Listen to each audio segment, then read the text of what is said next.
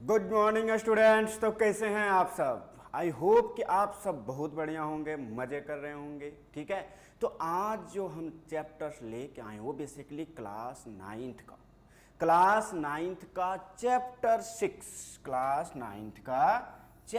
6 that is lines and angles. ये है हमारा आज का टॉपिक।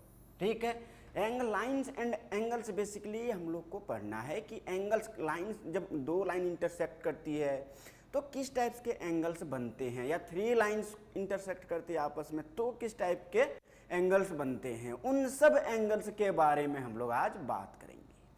ठीक है, तो आज मैं 9th क्लास के लिए पहली बार जुड़ रहा हूं आप लोग के साथ, तो बहुत बहुत स्वागत है आपका पढ़ो जी में। ठीक है, पढ़ो जी को बेसिकली आप लोग सुने होंगे, आज देख भी लीजिए कि वहाँ किस टाइप का पढ़ाई होता है, कैसे वहाँ टीचर्स हैं, अच्छे अच्छे लेवल के टीचर्स मीन्स कैसे आपके कॉन्सेप्ट क्लियर करते हैं। ठीक है, तो चलिए हम लोग आज जो डिस्कस करने जा रहे हैं वो बेसिकली लाइन्स एंड एंगल्स है बच्चों। तो लाइन्स एंड एंगल्स में जो हम लोग पढ़ेंगे, इस सबसे पहली बात ये लाइन्स, क्योंकि एंगल्स जो बनते हैं बच्चों, एंगल्स जो बनते हैं हमेशा देखना लाइंस के इंटरसेक्शन से बनता है, या फिर बोलो रेज के इंटरसेक्शन। तो रेज है क्या? लाइंस का ही तो पार्ट है। ठीक है, लाइंस का ही कोई पार्ट उठा लो, वही उसी को हम लोग क्या बोलते हैं? रेज बोलते हैं या लाइन सेगमेंट बोलते हैं। ठीक है, तो बेसिकली इनके इंटरसेक्शन से मीन्स टू और more than two lines, more than two rays या मोर देन टू, मतलब इस टाइप के लाइंस, मतलब नंबर ऑफ लाइंस जो होते हैं, या रेज बोल लो या लाइन सेगमेंट्स बोल दो, जब दो या दो से ज़्यादा आपस में इंटरसेक्ट करती है तो दे फॉर्म्स ऑलवेज एन एंगल या वन और मोर देन वन एंगल्स। ठीक है, तो इस टाइप्स की चीज़ों को हम लोग आज बात करने जा रहे हैं, डिस्कस करने जा रहे हैं कि लाइन्स एंड एंगल्स में बेसिकली हमें क्लास 9th में क्या क्या पढ़ना है। ठीक है, तो यहाँ जो हम लोग डिस्कशन करेंगे बच्चों वो detail solution of NCERT based problems, means NCERT में जितने भी एक्सरसाइजेज होंगे सबको एक एक क्वेश्चन करके, मतलब एक एक क्वेश्चन को सॉल्व करेंगे, वो भी डिटेल सॉल्यूशन मिलेगा आपको। तो आप बने रहें वीडियो के साथ और लगातार देखते रहें। ठीक है, क्लास 9th का ये चैप्टर है बेसिकली। ठीक है, तो चलिए हम लोग स्टार्ट करते हैं आज का टॉपिक। सॉरी, तो चलिए फर्स्ट जो हमारा आया वो आ गया हमारा लाइन सेगमेंट। क्या आ गया बच्चों? Line segment. Sir line segment क्या होता है? अरे भैया लाइन सेगमेंट कुछ नहीं, लाइन का एक पार्ट होता है, वैसा पार्ट जिसका दोनों साइड से क्या हो? एंड पॉइंट हो। दोनों साइड से क्या हो बच्चों? एंड पॉइंट्स हो, उसी को बोलते हैं हम लोग लाइन सेगमेंट। ये समझ में आया या नहीं? बेसिकली यदि देखा जाए लाइंस या रेज या लाइन सेगमेंट्स जो बनते हैं वो बेसिकली पॉइंट्स के कलेक्शन से बनते हैं। ठीक है, हर एक मतलब क्या बनते हैं, कैसे बनते हैं बच्चों? पॉइंट्स के कलेक्शन से, बहुत सारे पॉइंट्स के कलेक्शन से हमेशा क्या बनता है? एक लाइन्स बनता है या रेज बनता है या फिर लाइन सेगमेंट्स बनते हैं। तो यदि दोनों साइड से हम एंड पॉइंट हमें मिल जाए, ठीक है, मीन्स पॉइंट्स का कलेक्शन हम लोग लिए और दोनों साइड फिक्स्ड पॉइंट हमें मिल जाए कि इससे ज़्यादा ना बढ़, इससे इधर ना ही इधर बढ़ सकता है और ना ही इधर, तो फिर उस पार्ट को हम लोग बोलेंगे लाइन सेगमेंट। तो यहाँ क्या है बच्चों? अ पार्ट और अ portion of a line. Sir वो लाइन क्या होता है ये तो पहले आपने बताया ही नहीं। अरे भैया नीचे है लिखा हुआ हूँ, टेंशन मत लो। ठीक है, तो अ पार्ट और अ portion of a line means line का, देखो लाइन में क्या होता है बच्चों, पहले यहाँ से चलो ऊपर से, नीचे से ऊपर चलते हैं हम लोग। पहले क्या है बच्चों हमारा लाइन, कि सर लाइन वर्ड का यूज तो आप पहले कर दिए, तो इसलिए बच्चों देखो यहाँ लाइन क्या होता है कि जो दोनों साइड से कंटिन्यूअसली चलते चला जाता है, मीन्स दोनों साइड से इसका एंड पॉइंट किसी भी साइड नहीं होता है, एंड पॉइंट किसी भी साइड नहीं होता है, उसको हम लोग बोलते हैं लाइन। अब भैया यदि इधर भी एंड पॉइंट मिल गया और इधर भी एंड पॉइंट हमें मिल गया, मतलब इसका पार्ट यहाँ से कट करो और यहाँ से कट करो और इसको जब उठाएंगे तो यहाँ आ गया, तो बेसिकली ये दोनों क्या हो गया? ये क्या हो गया? एक इसी लाइन का एक पार्ट हो गया। जब एक लाइन का ये एक पार्ट हो गया तो इसी को बोलते हैं हम लोग लाइन सेगमेंट। इसी को हम लोग क्या बोलते हैं बच्चों? Line segment. सर फिर रेज किसको बोलते हैं? अरे वो भी लाइंस का ही पार्ट। सर दोनों कैसे हो सकता है? लाइंस का पार्ट आप रेज को भी बोल रहे हैं, और लाइन सेगमेंट को। अरे भैया हाँ, लाइन सेगमेंट में सॉरी रे में क्या होता है बच्चों, रे में होता है कि एक साइड एंड पॉइंट रहेगा, एक साइड फिक्स्ड पॉइंट रहेगा, लेकिन दूसरे साइड से ये कंटिन्यूअसली चलते चला जाएगा, तो उसको हम लोग बोलेंगे रे। वैसे भी हम लोग देख सकते हैं टॉर्च लगा जलाते हैं, ठीक है, तो एक साइड क्या होता है, फिक्स्ड पॉइंट होता है टॉर्च के पास, और वहां से कंटिन्यूअसली क्या होता है, वो निकल के चलते चला जाता है, उसको उसी को तो हम लोग रेज बोलते हैं, ठीक है। तो रे का कंडीशन क्या है बच्चों कि एक साइड एंड पॉइंट रहेगा, बट दूसरे साइड से देखो एरो दिया गया है ना, एरो देने का मतलब होता है कि कंटिन्यूअसली चलते चले जाना, प्रोसीड करना, ठीक है। तो ये समझ में आया या नहीं, मीन्स एक साइड से, एक साइड तो इसका फिक्स्ड पॉइंट रहेगा बच्चों, लेकिन दूसरी साइड से ये कंटिन्यूअसली क्या कर सकते हैं, इनडेफिनेटली प्रोड्यूस कर सकते हैं इसको, ठीक है, इनडेफिनेटली इसको क्या कर सकते हैं, बढ़ा सकते हैं। तो इसको हम लोग क्या बोलेंगे, रे, मीन्स एक साइड फिक्स और एक साइड चलते चला जाना, तो उसको रे। दोनों साइड फिक्स्ड पॉइंट मिल गया, यदि हमें दोनों साइड फिक्स्ड पॉइंट मिल गया तो उसको हम लोग क्या बोलेंगे, लाइन सेगमेंट। और किसी भी साइड यदि हमें लाइन फिक्स्ड पॉइंट्स नहीं मिला, किसी भी साइड यदि हमें फिक्स्ड पॉइंट्स नहीं मिला, तो उसको हम लोग क्या बोल देंगे बच्चों, लाइन। ये तीनों चीजें समझ में आया या नहीं, लाइन क्या होता है, रे क्या होता है, और लाइन सेगमेंट क्या होता है। लाइन क्या होता है बच्चों, तो दोनों साइड से चलता चला जाता है। रे क्या होता है, जिसका एक साइड फिक्स्ड पॉइंट होता है लेकिन एक साइड चलता चला जाता है, कंटिन्यूअसली वो बढ़ते रहता है। और थर्ड में हम लोग का होता है लाइन सेगमेंट, जिसका दोनों साइड एंड पॉइंट हो, जिसका दोनों साइड एंड पॉइंट हो, उसको हम लोग क्या बोलते हैं बच्चों, लाइन सेगमेंट। ये समझ में आया या नहीं। तो लाइन, लाइन सेगमेंट और रे, ये तीनों का मतलब समझ में आया, ठीक है, आई होप समझ में आया होगा। नेक्स्ट चलो इसी पर बेस्ड, सर ये क्यों पढ़ा रहे हैं, लाइंस एंड एंगल्स का चैप्टर है तो एंगल्स के बारे में ज्यादा पढ़ाइए ना भैया। एंगल्स जो बनेगा वो इन्हीं तीनों के इंटरसेक्शन से बनेगा, या तो वो लाइंस होगा जो लाइन बना रहा, सॉरी जो एंगल्स बना रहा होगा, या तो वो लाइंस का इंटरसेक्शन रहा होगा, या तो लाइन सेगमेंट का इंटरसेक्शन रहा होगा, या रेज का इंटरसेक्शन रहा होगा, किसी न किसी का इन्हीं तीनों में से इंटरसेक्शन से ही बना होगा एंगल्स। तो उसके बारे में डिस्कशन करने के लिए पहले हमें इसका डेफिनेशन क्लियर होना चाहिए, ठीक है। तो चलो अब हम लोग आगे डिस्कस करते हैं कि सर एंगल्स के बारे में बता दो। अब तो बहुत हो गया, ये तो बेसिक भी है, जानते हैं हम लोग, ठीक है। नेक्स्ट देखो बच्चों, नेक्स्ट हमारा जो है कोलिनियर पॉइंट्स। कोलिनियर पॉइंट्स क्या होता है, कोलिनियर, को मतलब वैसे भी जानते हैं हम लोग कि साथ में होना, तो कोलिनियर मतलब क्या हो गया बच्चों, को और लीनियर मतलब एक ही लाइन में, लीनियर मतलब लाइन, एक ही लाइन में जब दो या दो से अधिक पॉइंट, या 3 और मोर देन 3 पॉइंट्स हम लोग बोल सकते हैं, 2 पॉइंट्स तो हमेशा एक लाइन में एग्जिस्ट कर जाएगा, ठीक है। 3 और मोर देन 3 पॉइंट्स, क्या लिखे हैं डेफिनेशन देखो, इफ 3 और मोर पॉइंट्स, 3 और more points lie on the same line, यदि 3 और 3 से अधिक पॉइंट एक ही लाइन पर लाई कर जाए, then those points are collinear, sorry एक ही लाइन पर लाई कर जाए तो उसको हम लोग क्या बोलते हैं बच्चों, कोलिनियर पॉइंट्स। ये समझ में आया या नहीं, ठीक है। तो यहां देखा जाए बच्चों, ये जो बंदर नाम का चीज बैठा हुआ है ना येलो कलर का, गुस्से में देख रहा है आपको कि मैं ही हूं, देखो कोलिनियर्स, ठीक है। ये बेसिकली ये जितने भी यहाँ इमोजीज बने हुए हैं बच्चों, ये सारे देखो तो एक ही लाइन पर है। इस लाइन का नाम दे दो मान लो एल, इस लाइन का नाम दे दो एल, तो एल नाम के लाइन पर ही ये सारे पॉइंट्स हैं, तो इसको हम लोग क्या बोलेंगे, collinear. Means point A B C D E F G, all points are collinear, क्योंकि ये एक ही लाइन पर लाई कर रहे हैं। ये समझ में आया या नहीं, ये समझ में आया या नहीं कि कोलिनियर का मतलब जितने भी पॉइंट्स का बात किया जाए वो सारे एक ही लाइन पर लाई करना चाहिए, तो वो सारे पॉइंट्स क्या हो जाएंगे बच्चों, हमारा कोलिनियर्स हो जाएगा। नेक्स्ट हमारा है बच्चों नॉन कोलिनियर। नॉन कोलिनियर मतलब यदि गिवन पॉइंट्स, यदि किसी ने पूछा, जैसे यहां नीचे डायग्राम बना हुआ है, किसी ने आपसे पूछा कि सर बच्चे ये बताओ कि ए सी डी कोलिनियर है या नहीं, तो बोलना है यस सर है, क्योंकि ये तीनों पॉइंट्स ए सी डी एक ही लाइन पर लाई कर रही है।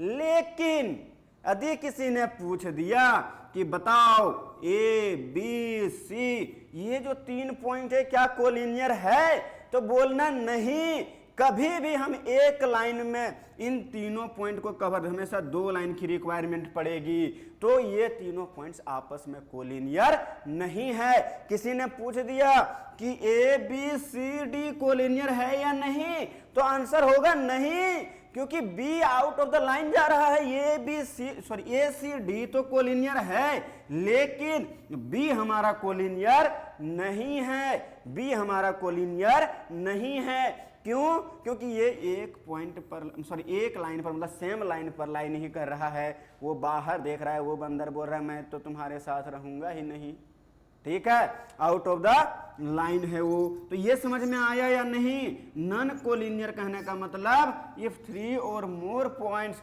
Does not lie on the same line, यदि 3 और मोर पॉइंट्स एक ही लाइन पर लाइन नहीं करता है तो उसको बोलते हैं हम लोग non collinear points. Collinear points और नॉन कोलिनियर पॉइंट्स, ये समझ में आया या नहीं? कोलिनियर मतलब जितने पॉइंट्स आपसे पूछा जाए, मतलब जितने पॉइंट्स को देखने के लिए बोला जाए वो सारे एक लाइन में होना चाहिए, ठीक है। नॉन कोलिनियर मतलब यदि एक भी पॉइंट यदि उस लाइन से बाहर चला गया तो समझ जाओ कि वो बेचारा नॉन कोलिनियर हो गया, क्योंकि एक ने काम बिगाड़ दिया, ठीक है। एक ने हमारा क्या कर दिया, काम बिगाड़ दिया। जैसे यहाँ बी क्या था, काम बिगाड़ दिया। किसी ने बोल दे कि ये लाइन है भैया, लाइन एम मान लो, इसको लाइन एम मान लो, इस लाइन पर बताओ क्या ये A B C collinear D, A B C D collinear है या नहीं, तो बोलोगे नहीं, क्योंकि बी लाइन ही कर रहा है सेम लाइन पर। बी जो पॉइंट है वो सेम लाइन पर सेम लाइन पर वो लाई नहीं कर रहा है। ए सी डी तो सेम लाइन पर लाई कर रहा है, लेकिन बी नाम का जो बंदर है वो बेसिकली वो बोल रहा है मैं तो नाचूंगा बाहर जाके, ठीक है। तो ये समझ में आया या नहीं? तो कोलिनियर और नॉन कोलिनियर का मतलब समझ में आया होगा। नेक्स्ट हमारा, अब देखो, अब आ गया मजा, जो आप लोग चाह रहे थे कि सर एंगल्स कब बताओगे, ठीक है। तो एंगल्स का डेफिनेशन देखो कि एंगल कैसे बनता है। यहां से देखो सीखने का कोशिश करना कि बन कैसे रहा है। यदि ये चीजें आ गया ना कि बन कैसे रहा है कोई चीज, तो फिर आपका काम इजी हो जाएगा, देखना इजी हो जाएगा। फिर आपको मैथ्स दिखेगा बड़ी बड़ी आंखों से, क्योंकि मेरी आंख तो छोटी है, आपको बड़ी बड़ी आंखों से दिखेगा, ठीक है। ये समझ में आया या नहीं? तो देखो एंगल्स बनते कैसे हैं, इसका डेफिनेशन क्या है। If two rays सॉरी, यदि 2 रेज क्या हो जाए, ओरिजिनेट फ्रॉम, ठीक है, ओरिजिनेट मतलब निकलना, originate from the same point, same end point, then they always form an angle, ये समझ में आया या नहीं? ये बोल रहा है कि यदि 2 रे कोई पॉइंट ले लिया भैया हमने, सर रे भी ले लो और मुझे दिखाओ।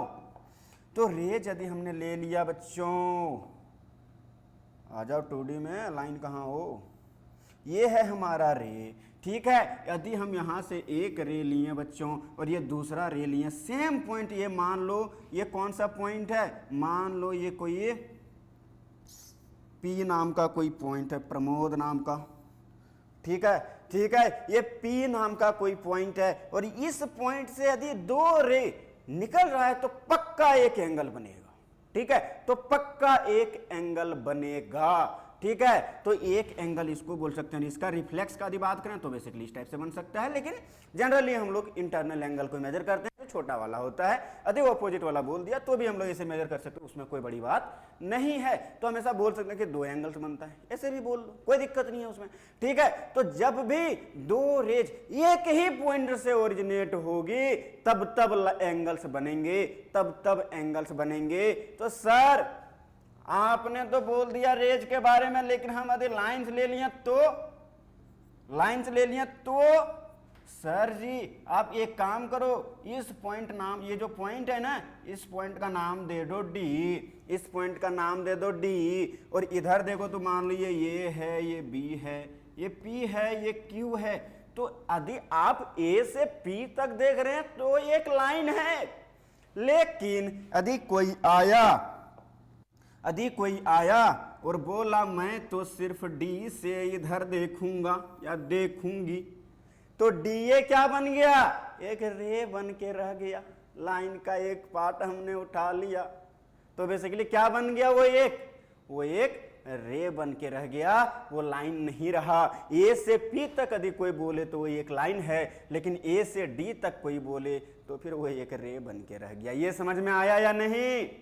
ठीक है, तो ये एक रे हो गया, इधर भी एक रे बनेगा सिमिलरली। अब देखो तो इन दोनों रे के हेल्प से क्या बन रहा है, हमेशा एक एंगल। सिमिलरली यहाँ भी एंगल, यहाँ भी एंगल, यहाँ भी एंगल। तो सर लाइन्स भी एंगल बनाते हैं। लाइन्स मतलब क्या होता है, रे को ही तो जोड़ के लाइन्स बनाते हैं हम लोग।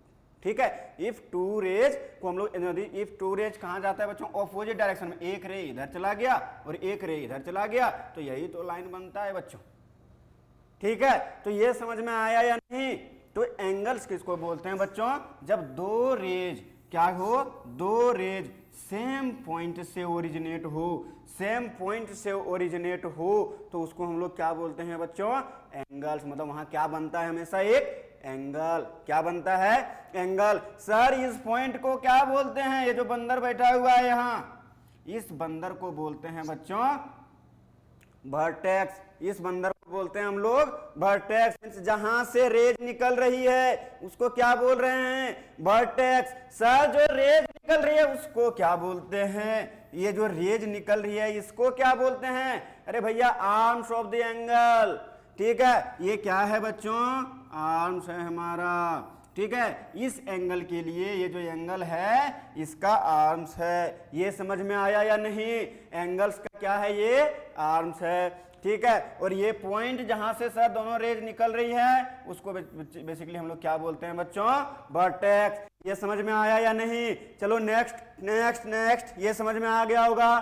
ठीक है, तो वर्टेक्स किसको बोलते हैं, जहां से दोनों रेज निकलती है, जो दोनों रेज निकलती है उसको हम लोग रेज बोलते हैं। और ये जो इंटरनल एंगल बनता है इसको एंगल बोलते हैं, या तो इसको बोल सकते हैं इस टाइप से भी एक एंगल बनाती है। ठीक है, तो दो टाइप्स के बेसिकली एंगल्स बनाते हैं। एंगल को जनरली जो हम लोग डिनोट करेंगे बच्चों, यहाँ थीटा से डिनोट करेंगे। इसको क्या रीड करते हैं बच्चों, थीटा। सर ये अभी क्यों पढ़ा रहे हैं, ये थीटा क्या आ गया? अरे कुछ नहीं भैया, एक सिंबल है, इसका नाम रखा गया है थीटा, काम खत्म। ठीक है, एक सिंबल है, ऐसे जीरो लिखना और बीच में इसका पेट फाड़ के रख देना।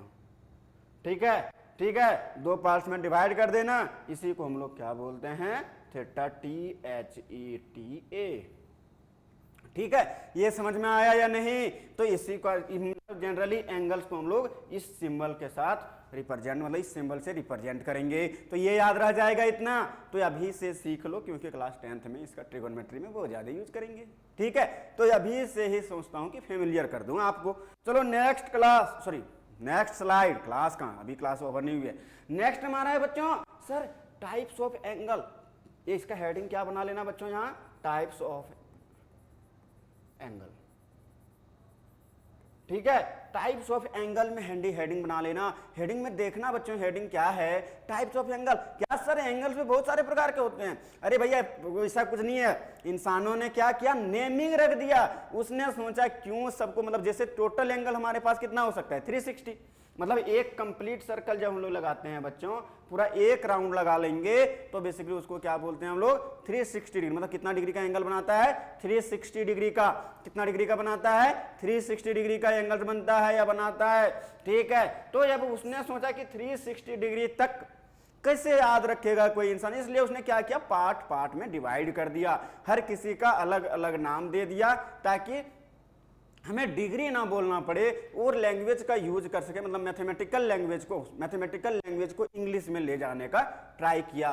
ठीक है, जैसे यहाँ हो गया एक्यूट एंगल्स। अधिक किसी ने आपको बोल दिया कि एक्यूट एंगल्स है, जो एक एंगल दिया जाए, जो मान लो कि थीटा नाम का कोई एंगल है, वो एक्यूट एंगल है, या एक्स नाम का कोई एंगल है, वो एक एक्यूट एंगल है, तो आपके माइंड का बत्ती जलना चाहिए कि इस नाम से किसको जानते हैं हम, इस नाम से किसको जानते हैं हम। तो एक्यूट एंगल्स में जो होता है बच्चों, वो थीटा जो हमारा होता है वो 90 डिग्री से छोटा होता है, 90 डिग्री से छोटा होता है और 0 डिग्री से बड़ा होता है, 0 डिग्री से बड़ा होता है। तो सर इसमें तो बहुत सारे एंगल्स आएंगे, तो आने दो, क्या फर्क पड़ता है। सर इसमें तो 1 डिग्री भी हो जाएगा, 2 डिग्री भी हो जाएगा, 77 डिग्री भी हो जाएगा, 77.5 डिग्री भी हो जाएगा।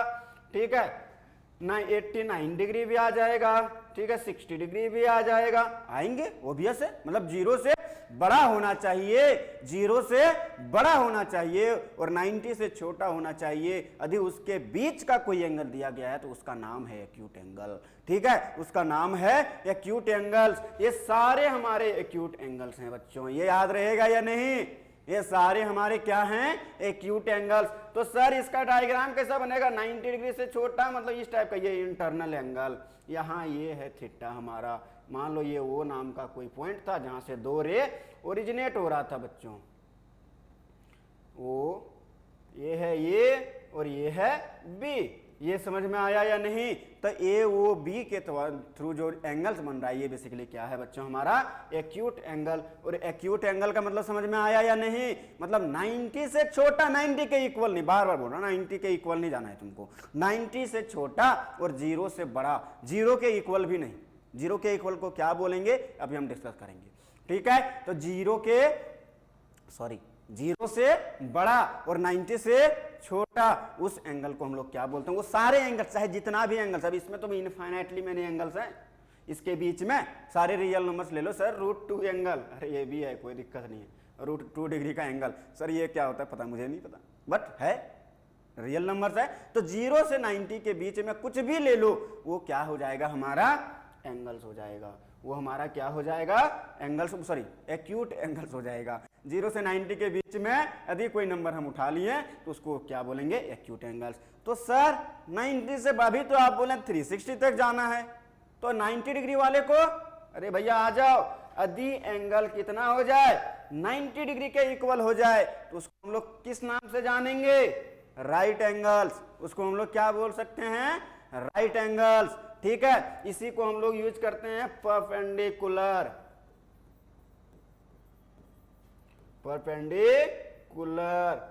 ठीक है, परपेंडिकुलर, ऐसी नहीं, परपेंडिकुलर, ठीक है। तो बेसिकली जब दो रेज एक दूसरे के साथ एक सेम पॉइंट से तो ओरिजिनेट होती है, लेकिन एंगल कितना बना दे, 90 डिग्री का बना दे, तो उसी को हम लोग क्या बोलते हैं बच्चों, राइट एंगल। क्या बोलते हैं, राइट एंगल। ये समझ में आया या नहीं, राइट एंगल का मतलब क्या होता है बच्चों, एग्जैक्टली एंगल होना चाहिए 90 डिग्री। नेक्स्ट हमारा ऑब्ट्यूज एंगल, सर ये भी होता है, अरे ऑब्ट्यूज एंगल का मतलब होता है, अब 90, क्योंकि जाना तो हमें 360 तक है भैया, तो हम बढ़ा रहे हैं धीरे धीरे, उसने क्या कर दिया, पार्ट वाइज डिवाइड करके रख दिया और कुछ नहीं किया है। यदि 90 से बड़ा यदि कोई एंगल थीटा है, यदि कोई एंगल, यहाँ थीटा इक्वल टू एग्जैक्टली कितना होगा राइट एंगल में, 90 डिग्री, राइट एंगल में थीटा इक्वल टू कितना होगा, 9, मतलब इक्वल ही होना चाहिए, ना छोटा ना बड़ा।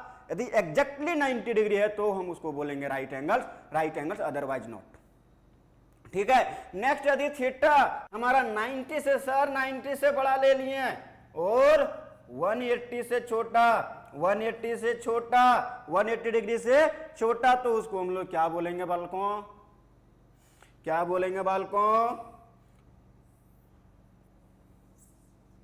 उसको हम लोग बोलेंगे ऑब्ट्यूज एंगल्स, उसको हम लोग क्या बोलेंगे, ऑब्ट्यूज एंगल,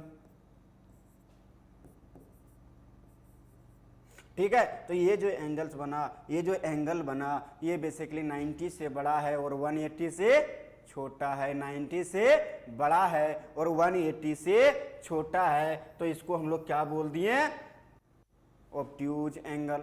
ये समझ में आया या नहीं, सर इसमें भी बहुत सारे एंगल्स हो सकते हैं, हाँ भैया बहुत सारे, 91 ले लो, 92, 95,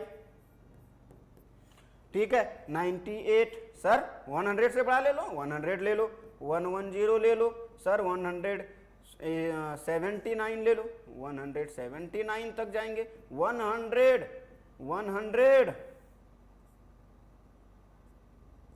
179.9 ले लो, ये भी क्या है हमारा, एक्यूट एंगल ही है, सॉरी ऑब्ट्यूज एंगल है, क्या है, ऑब्ट्यूज एंगल ही है। तो ये सारे हमारे मीन्स 90 से बड़ा और 180 से छोटा, 90 से बड़ा और 180 से छोटा जितने भी एंगल्स होगा वो सारे हमारा ऑब्ट्यूज एंगल्स होगा, ये समझ में आया।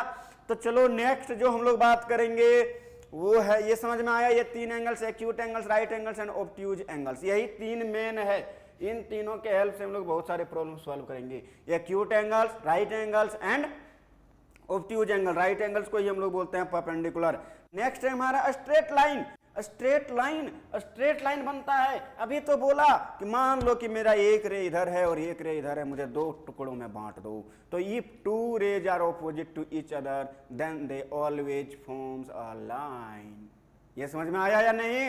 यदि दो रे एक दूसरे के ऑपोजिट हो जाए, ठीक है, एक दूसरे के ऑपोजिट हो जाए और भी सेम पॉइंट से, तो बेसिकली हमेशा क्या बनाता है? एक स्ट्रेट लाइन। सर ये क्या बोल रहे हो आप? अरे भैया मान लो कि ये पॉइंट है और यहां से हमारा एक रे इधर चला गया और इसी पॉइंट से एक रे इधर चला गया, तो ये बेसिकली मिल के क्या बना देगा? एक लाइन बना देगा। देखो ना, इधर से भी कंटिन्यूअसली प्रोसीड कर रहा है और इधर से भी कंटिन्यूअसली प्रोसीड कर रहा है। जब ये आगे बढ़ता चला जा रहा है तो उसी को तो हम लोग लाइन बोलते हैं।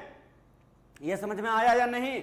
ठीक है, तो ये बेसिकली क्या बन गया? मान लो ये पॉइंट वो था, ये था और ये बी था, तो ये वो बी क्या बन गया? एक लाइन बन गया। तो इसके बीच में ये जो दोनों रेज हम लोग ड्रॉ किए ऑपोजिट टू ईच अदर है, तो यहाँ एंगल कितना बनेगा? 180 डिग्री। कितना बनेगा बच्चों? 180 डिग्री। जैसे राइट एंगल में कितना बन रहा था? राइट एंगल में बन रहा था 90 डिग्री। उसी टाइप से स्ट्रेट एंगल में हमेशा जो बनेगा बच्चों वो 180 बनेगा। कितना बनेगा? 180। यहाँ थीटा का वैल्यू क्या हो जाएगा?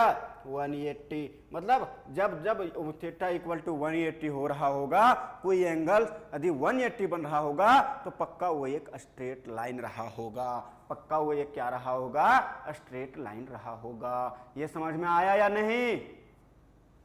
Next, reflex angle. सर ये क्या होता है? अरे ये कुछ नहीं, रिफ्लेक्स एंगल बेसिकली थीटा यहां देखा जाए सर बच्चों 180 से बड़ा और 360 से छोटा हो जाए। 180 से बड़ा और 360 से छोटा हो जाए यदि कोई एंगल, तो उसको हम लोग बोलते हैं reflex angle.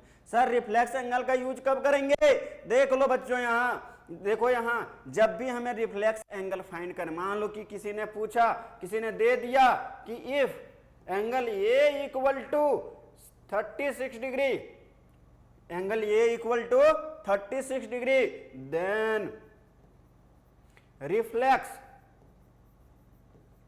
Reflex of angle A जो होगा बच्चों, यदि एंगल ए हमारा 36 है तो इसका रिफ्लेक्स मतलब इसी एंगल का रिफ्लेक्स जो होगा वो होगा 180 माइनस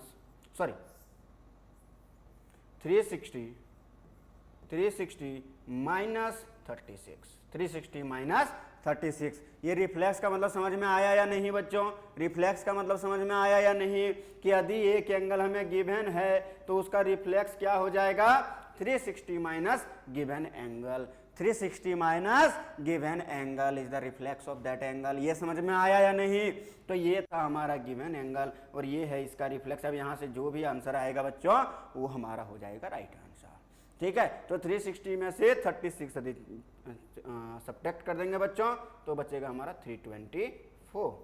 324 डिग्री जो हमारा होगा इस 36 डिग्री का रिफ्लेक्स होगा। ये समझ में आया या नहीं? तो रिफ्लेक्स का मतलब क्या होता है बच्चों कि एंगल कहां से कहां लाई करना चाहिए? 180 से 360 के बीच में।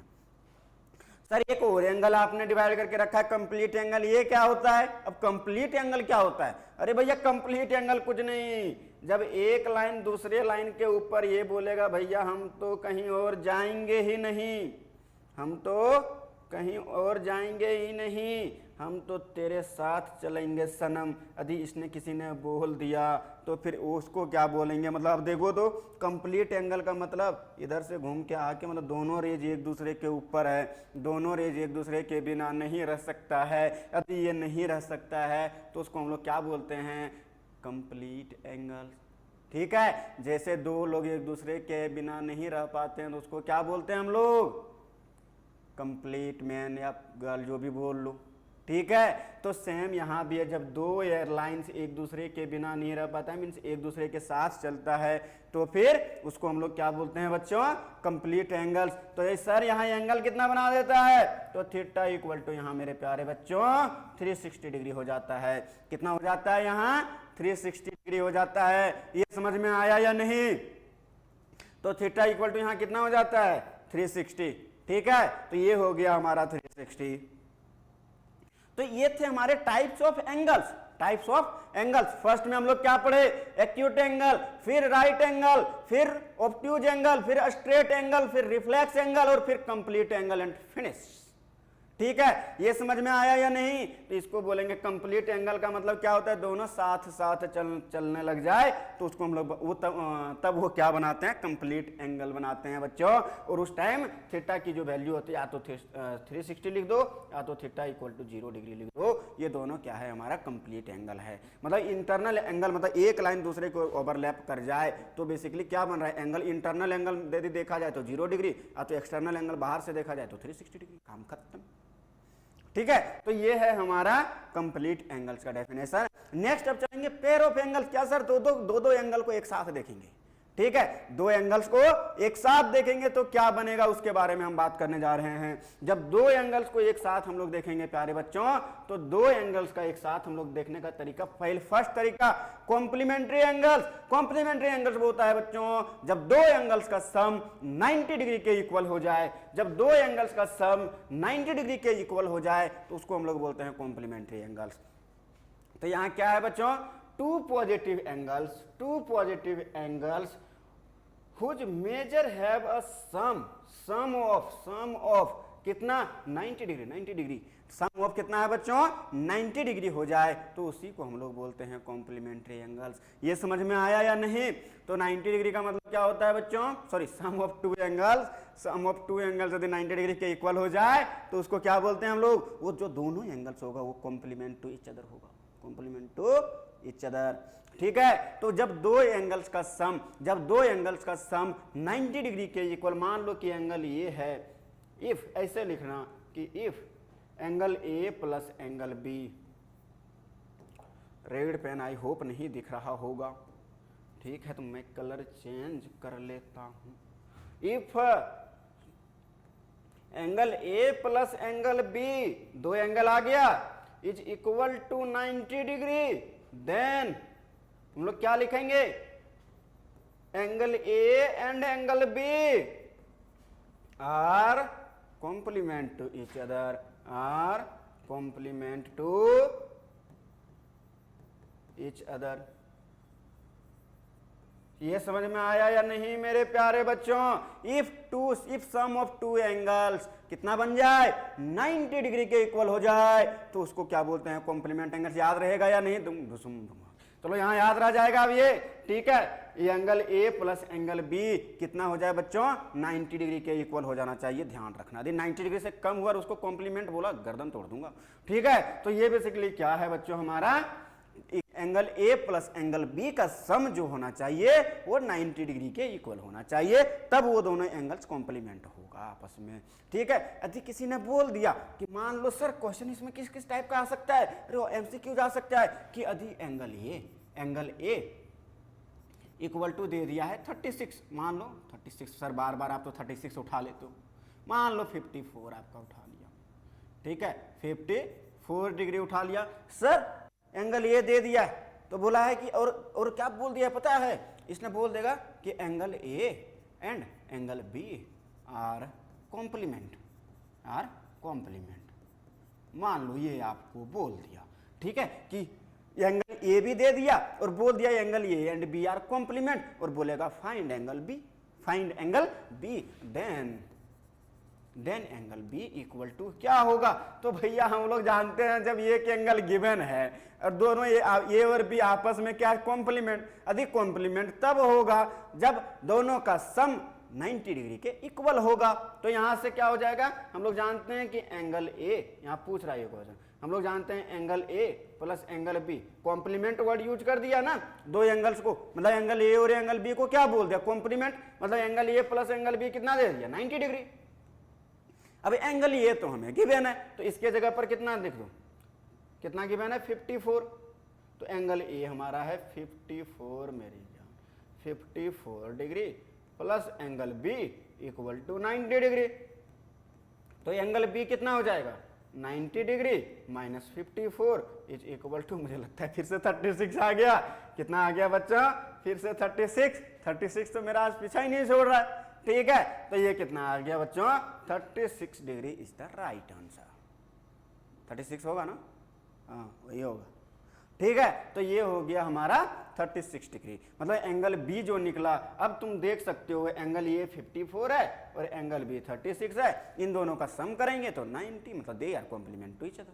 सिमिलरली दो एंगल का सम यदि 180 के इक्वल हो जाए, 180 के इक्वल हो जाए, 180 के इक्वल हो जाए, तो उसको हम लोग बोलते हैं सप्लीमेंट्री एंगल। उसको हम लोग क्या बोलते हैं बच्चों, सप्लीमेंट्री एंगल्स। ये समझ में आया या नहीं? कोई भी दुनिया का कोई भी एंगल्स उठा के लाओ, यदि उन दोनों एंगल्स का सम 180 बन जाए, उन दोनों का सम 180 बन जाए, तो उसको हम लोग बोलते हैं सप्लीमेंट्री टू ईच अदर या सप्लीमेंट टू ईच अदर। तो सर यहाँ भी डेफिनेशन देख लो, two positive angles which measure have a sum of 180 degree, each angle is then, तब क्या हो जाएगा, each angle is supplement of the other. ठीक है, दोनों एक दूसरे का क्या होगा बच्चों, सप्लीमेंट होगा। ये समझ में आया या नहीं? ये समझ में आया या नहीं? सप्लीमेंट कहने का मतलब क्या था कि दो एंगल्स का सम 180 डिग्री के इक्वल हो जाए, तो उसको हम लोग क्या बोलेंगे बच्चों, सप्लीमेंट्री एंगल्स। तो यहां जो होगा बच्चों angle A plus angle B equal to 180। Sir यहां भी इस टाइप के प्रॉब्लम्स पूछ सकता है? भैया हाँ क्यों नहीं पूछ सकता, दे दिया उसने, लो कि एंगल ए इक्वल टू मान लो 110 डिग्री, मुझे 36 डिग्री से पीछा छुड़वाना है इस बार, तो ये ध्यान रखना। तो एंगल ए इक्वल टू बोल दिया कि इफ, क्वेश्चन ये है कि if angle A equal to 110, अच्छे से लिख देता हूं, नहीं बोलोगे सर को लिखने ही नहीं आ रहा है, पढ़ाएंगे क्या। If angle A equal to 110 and angle A and angle B are supplement to each other,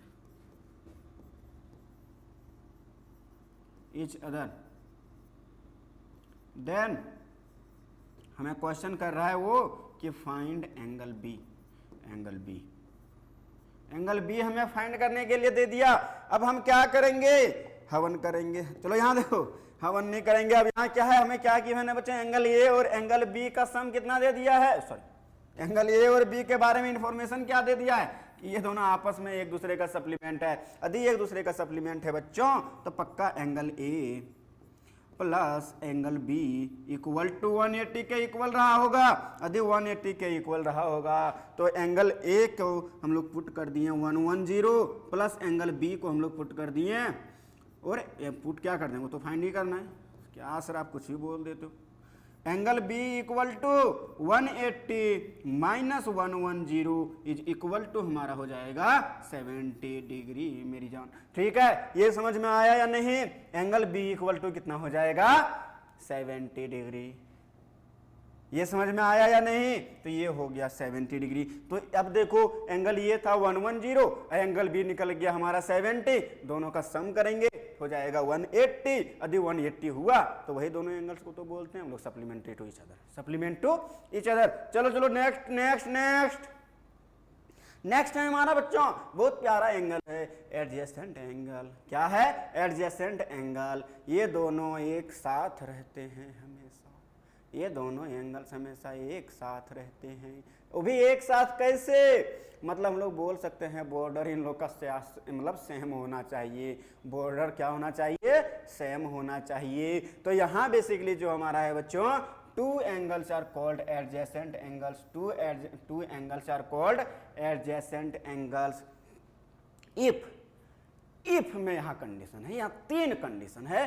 first हमारा है they have the same vertex, they have the same vertex. ठीक है, they have the same vertex. तो सबसे पहली बात vertex मतलब यहाँ जो है सो 2 एंगल्स जो बन रहा है, 2 एंगल्स, उसका वर्टेक्स सेम होना चाहिए। उसका वर्टेक्स क्या होना चाहिए, सेम होना चाहिए। चलो भैया वर्टेक्स मान लिए सेम, चलो मैं रख दिए। यहाँ से तो ये सब सेम वर्टेक्स वाले तो बहुत सारे बना सकते हैं सर। ये लो, ये लो, ये दोनों एंगल और ये दोनों एंगल का वर्टेक्स सेम है, ये क्या एडजेसेंट है? अरे भैया नहीं। नेक्स्ट है हमारा दे हैव अ कॉमन आर्म। चलो कॉमन आर्म की बात है, चलो फिर अच्छा इसमें इन दोनों में से तो कॉमन कुछ नहीं है, मतलब इसका आर्म्स अलग है, इसका आर्म्स अलग है, कॉमन हमें नहीं मिला। चलो भैया मैं वो भी एग्जांपल देता हूं कि भैया ये मान लो ये एक एंगल है, ठीक है, और ये है, ठीक है। अब देखना एक एंगल में ले लिया ये और एक एंगल में ले लिया ये। अब इसके पास एक कॉमन आर्म है ये देखो तो ये दोनों एंगल के लिए है, ये दोनों एंगल्स के लिए है। देखो तो ये बड़ा वाला एंगल एक अल्फा है, ये पूरा एंगल, और एक ये एंगल है। इन दोनों के पास ये आर्म जो है सो क्या है? कॉमन है, दोनों एंगल्स बेसिकली यहाँ से ये मान लो बीटा है एंगल, ठीक है। तो एक अल्फा है और एक बीटा है, ठीक है। इन दोनों के पास एक कॉमन आर्म ये मिल गया, तो क्या ये एडजेसेंट हो गया? अरे भैया नहीं, थर्ड कंडीशन तो देखो, थर्ड कंडीशन बोल रहा है नॉन कॉमन आर्म्स जो होना चाहिए ना, sorry non common arms one इधर side of the common arm, means जो कॉमन आर्म होना चाहिए वो बेसिकली बीच में होना चाहिए। यही बोल रहा है ना कि नॉन कॉमन आर्म्स जो होना चाहिए वो बेसिकली कॉमन आर्म के एक दूसरे के साइड, मतलब एक दूसरे के ऑपोजिट साइड्स में होना चाहिए। मीन्स कॉमन आर्म्स है, उसके बाद एक साइड में, मतलब दो थ्री लाइंस तो यहाँ बन रहा है ना, तो एक है हमारा कॉमन आर्म्स, बाकी दो जो हमारा नॉन कॉमन आर्म्स है वो कॉमन आर्म्स के एक इस साइड में होना चाहिए और एक इस साइड में होना चाहिए, तब बनता है हमारा एडजेसेंट एंगल, ठीक है, तब बनता है हमारा एडजेसेंट एंगल। तो देखो यहाँ बनाया गया है कि यहाँ देखो तो बच्चों साइड BC और साइड AB ये दोनों क्या है? नॉन कॉमन आर्म है, ठीक है। फर्स्ट कंडीशन होल्ड, ठीक है, क्योंकि कॉमन आर्म के एक इधर है और एक इधर है। नेक्स्ट हमारा है दे हैव कॉमन आर्म, ठीक है भैया। ये जो BD नाम का एक कॉमन आर्म है, BD नाम का एक कॉमन आर्म है, वो इन दोनों नॉन कॉमन आर्म के बीच में लाई कर रहा है, कोई दुख दर्द तकलीफ नहीं है। नेक्स्ट हमारा क्या है? They have same vertex, vertex भी सेम है, ये तीनों कंडीशन को होल्ड कर दे रहा है। यदि तीनों कंडीशन को होल्ड कर रहा है तो पक्का ये दोनों आपस में एडजेसेंट एंगल है मेरे प्यारे बच्चों, बस और कुछ नहीं, ठीक है। तो ये दोनों जो बना हमारा ये क्या बन गया? एडजेसेंट एंगल्स, ठीक है। तो एडजेसेंट एंगल्स का मतलब समझ में आया, ये अल्फा और बीटा जो बना बच्चों ये एडजेसेंट एंगल्स, मतलब एक बॉर्डर होना चाहिए और एक बॉर्डर के उस पार और एक बॉर्डर के इस पार, तब बनेगा हमारा एडजेसेंट एंगल्स। और दोनों लगातार कंटिन्यूअस, देखो तो यहाँ से यहाँ ये एंगल और ये एंगल दोनों अलग है लेकिन बॉर्डर शेयर करता है, बॉर्डर शेयर जैसे इंडिया और पाकिस्तान बॉर्डर शेयर करता है ना, दोनों हैं। तो पहले तो इंडिया नहीं थे, चलो ठीक है ठीक है। यहाँ देखो यहाँ क्या है बच्चों, यहाँ क्या है कि बॉर्डर शेयर करता है, ठीक है, और एक इस साइड रहता है और एक इस साइड, ठीक है। तो बस उसको क्या बोलते हैं बच्चों हम लोग, मतलब इसका कोई भी एंगल इसके अंदर नहीं है और इसका कोई भी एंगल इसके अंदर नहीं, मतलब कॉमन कुछ भी नहीं है, दोनों अलग अलग है बट बॉर्डर सेम है दोनों का, ठीक है। तो उसको हम लोग क्या बोलेंगे? Adjacent angles. ये समझ में आ गया बच्चों एडजेसेंट एंगल्स का मतलब, ठीक है ठीक है। तो ये हो गया हमारा एडजेसेंट एंगल्स। एडजेसेंट एंगल का बहुत ज्यादा यूज करेंगे। नेक्स्ट है हमारा बच्चों लीनियर पेयर ऑफ एंगल्स। इसमें कुछ नहीं, जो अभी एडजेसेंट एंगल्स पढ़ के आए हैं ना, तो नॉन कॉमन आर्म्स जो है, नॉन कॉमन आर्म्स वो जब एक लाइन बना दे प्यारे बच्चों, वो एक क्या बना दे? लाइन बना दे चलता फिरता, और ये मुंडी मेरा बना दे एक वो कॉमन बॉर्डर जिसको अभी बोले थे ना, बॉर्डर बना दे, तो उसको हम लोग बेसिकली इफ अ रे, यहां देखना टू एडजेसेंट एंगल्स, पहले एडजेसेंट एंगल अभी तो पढ़ के आए हैं। एडजेसेंट एंगल्स के लिए बेसिकली हमें 3 रेज की रिक्वायरमेंट होती है प्यारे बच्चों। 3 रेज में इसी टाइप का देख लेना। 3 रेज में एक ये है हमारा कॉमन, मतलब बॉर्डर, और एक इधर एंगल बन रहा है और एक इधर एंगल बन रहा है, ठीक है। तो बेसिकली ये एंगल और ये एंगल आपस में जो होगा वो क्या होगा बच्चों? वो होगा हमारा एडजेसेंट एंगल, ठीक है। इस टाइप का। सर इसको और खींच के क्या सीधा नहीं कर सकते इधर टेढ़ा टेढ़ा? अरे कर दो भैया, तो यहाँ वही तो किया गया है। ये पॉइंट है हमारा वो नाम का, ये पॉइंट है हमारा वो नाम का, यही जो उंगली मैं तो टेढ़ा कर दूं, फिर कल लिखूंगा, पढ़ाऊंगा ही नहीं 6 महीना तक, ठीक है। तो यहाँ से बेसिकली क्या है बच्चों? ये है हमारा OB और ये है हमारा OA। ये बेसिकली दोनों क्या है? नॉन कॉमन आर्म्स है, नॉन कॉमन आर्म्स है। और ये बेसिकली क्या है? हमारा एक कॉमन आर्म्स है। जब तो देखो यहां से क्या बन गया? नॉन कॉमन आर्म्स और कॉमन आर्म्स के बीच में 2 एडजेसेंट एंगल, इन दोनों को तो हम लोग एडजेसेंट एंगल बोल सकते हैं। तो एडजेसेंट एंगल तो था ही, लेकिन लीनियर पेयर के कब बना ये? Are said to form a linear pair of angles if non common arms are two opposite rays. मतलब ये दोनों एक दूसरे का क्या हो जाए, ऑपोजिट, मतलब ये वो भी क्या बना दे, एक लाइन। अभी तो बोला था कि two rays are opposite to each other then they always form a line, अभी तो बताया था पिछले। ठीक है, तो बेसिकली जब नॉन कॉमन आर्म्स क्या बना दे हमारे बाल को, ये लाइंस बना दे, तो जो एडजेसेंट एंगल्स बनेगा, ठीक है, उसको हम लोग बोलेंगे लीनियर पेयर ऑफ एंगल्स। मतलब हर एक एडजेसेंट एंगल को हम लीनियर पेयर ऑफ एंगल्स नहीं बोलेंगे। अरे बोला, ठीक है, तो हर एक पेयर को हम, हर एक एडजेसेंट एंगल्स को हम लीनियर पेयर ऑफ एंगल्स नहीं बोलेंगे, तब बोलेंगे जब नॉन कॉमन आर्म एक दूसरे का ऑपोजिट हो, मतलब लाइन बना रहा हो। ये समझ में आया या नहीं?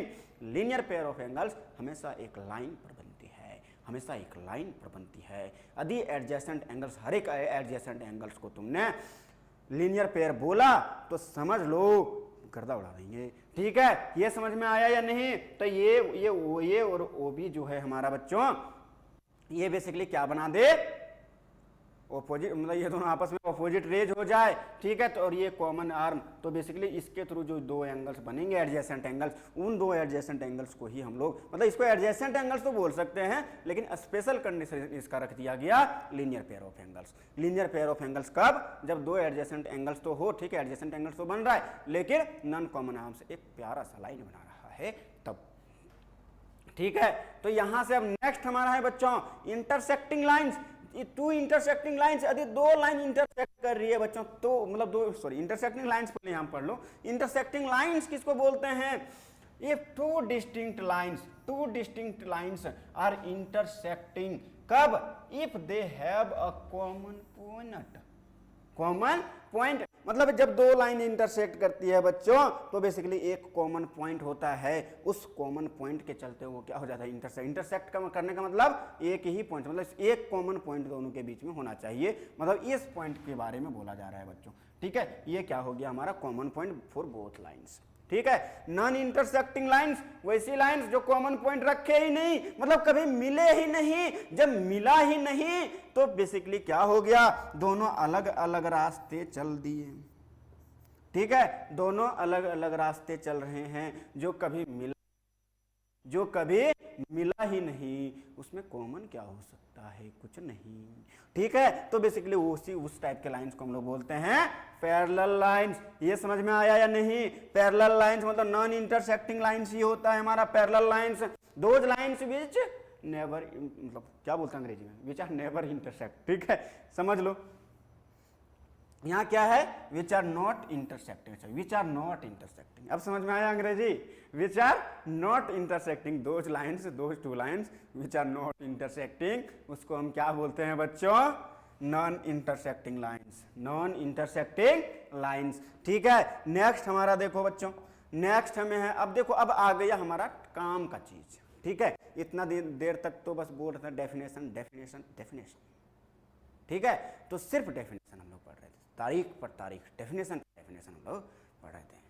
ठीक है, तो डेफिनेशन पर डेफिनेशन, लेकिन अब प्यारा चीज आ गया है एक्जियोम 6.1। तो एक्जियोम 5th चैप्टर में आप लोग पढ़े थे, 5th चैप्टर में आप लोग पढ़े थे या पढ़े होंगे कि एक्जियोम का प्रूफ नहीं होता। यदि किसी ने बोला कि सर प्रूफ कर दो, सर प्रूफ कर दो, तो ठीक है, तो कुछ नहीं करूँगा, कुछ नहीं होता ही नहीं, मैं कहाँ से कर दूंगा। ठीक है, तो बेसिकली ये क्या है, एक्जियोम 6.1। एक्जियोम 6.1 क्या बोलता है बच्चों? इफ अ रे, कितना मस्त, if a ray stands on a line, wow, stands on a line, मतलब मान लो कि ये एक हमारा प्यारा सा लाइन है, इस लाइन का नाम है ये बी। ठीक है, और इस लाइन पर एक हमारा रे है जो इस पर खड़ा किया गया है। ठीक है, इस लाइन मतलब एक रे, इसका नाम रख दो ओसी, इसका नाम रख दो ओसी, या ओजी रख दो, ओजी, एजी रख देता हूं। यहां क्या है, if a ray stands on a line, एक लाइन पर यदि एक रे खड़ा है, एक लाइन पर यदि एक रे खड़ा किया जाए, then the sum of two adjacent angles, अभी बताया था मैं, कि यदि एक लाइन पर एक रे खड़ा है, यहां तो डायरेक्ट बोल दिया, लेकिन इससे पहले हम लोग लीनियर पेयर में क्या पढ़े थे? लीनियर पेयर में हम लोग पढ़े थे बच्चों कि ये मान लो आप देखो ना, ओ बी और ओ ये जो हुआ ये क्या हो गया? ऑपोजिट रेज नहीं हो गया, ठीक है? ओ बी और ओ ये हमारा क्या हो गया? Opposite rays. यदि ऑपोजिट रेज बन जाए तो बेसिकली इस देखो तो ये जो दोनों है ये नॉन कॉमन आर्म्स है, कुछ तो कॉमन है नहीं, और ये बेसिकली क्या बन गया? और ये एक थर्ड लाइन जो है हमारा थर्ड रे, ये बेसिकली क्या है? कॉमन रे है, तो क्या बन गया? Adjacent angles. और जब एडजेसेंट एंगल्स, वही बोल रहा है the sum of two adjacent angles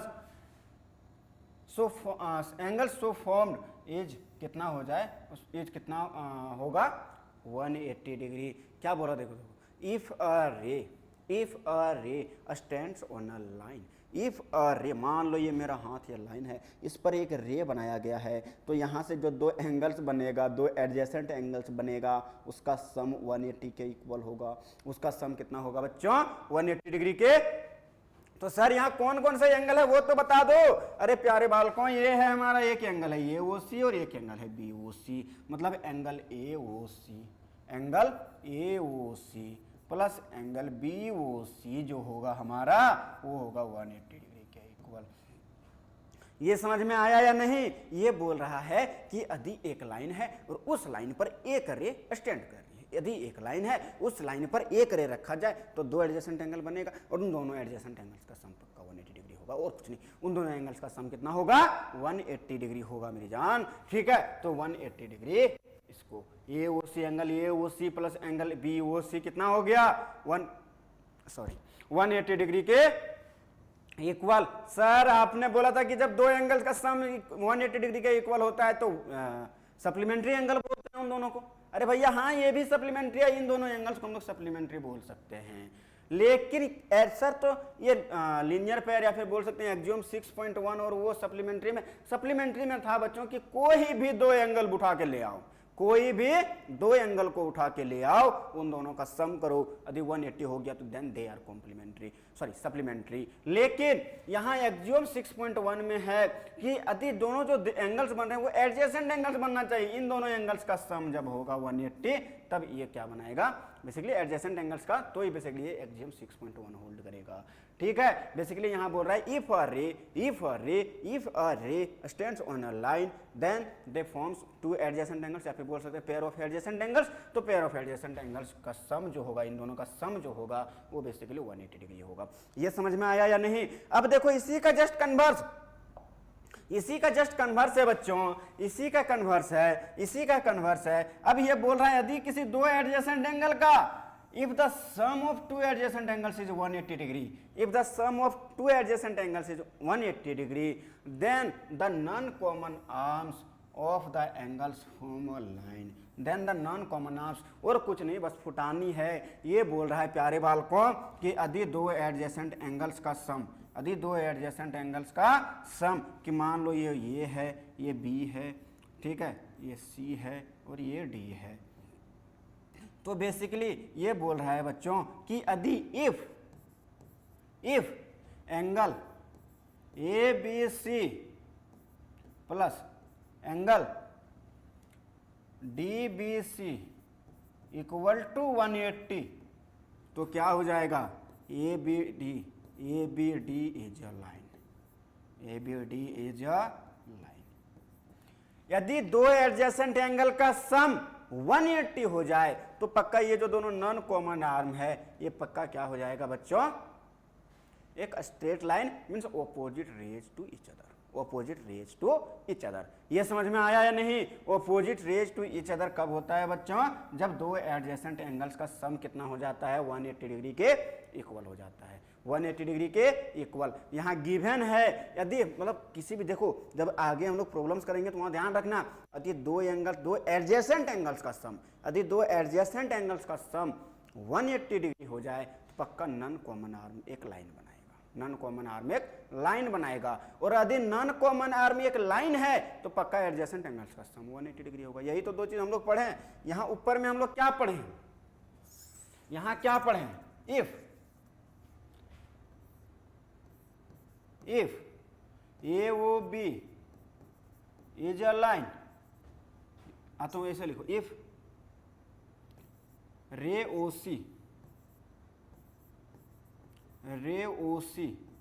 stands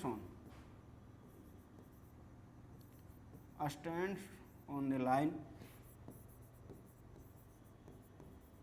A B. ठीक है, ये जो OC नाम का रे है ये बेसिकली AB नाम के लाइन पर स्टैंड कर रहा है। देन ये क्या इंप्लाई करेगा कि angle AOC plus angle BOC is equal to 180 degree. बस काम खत्म।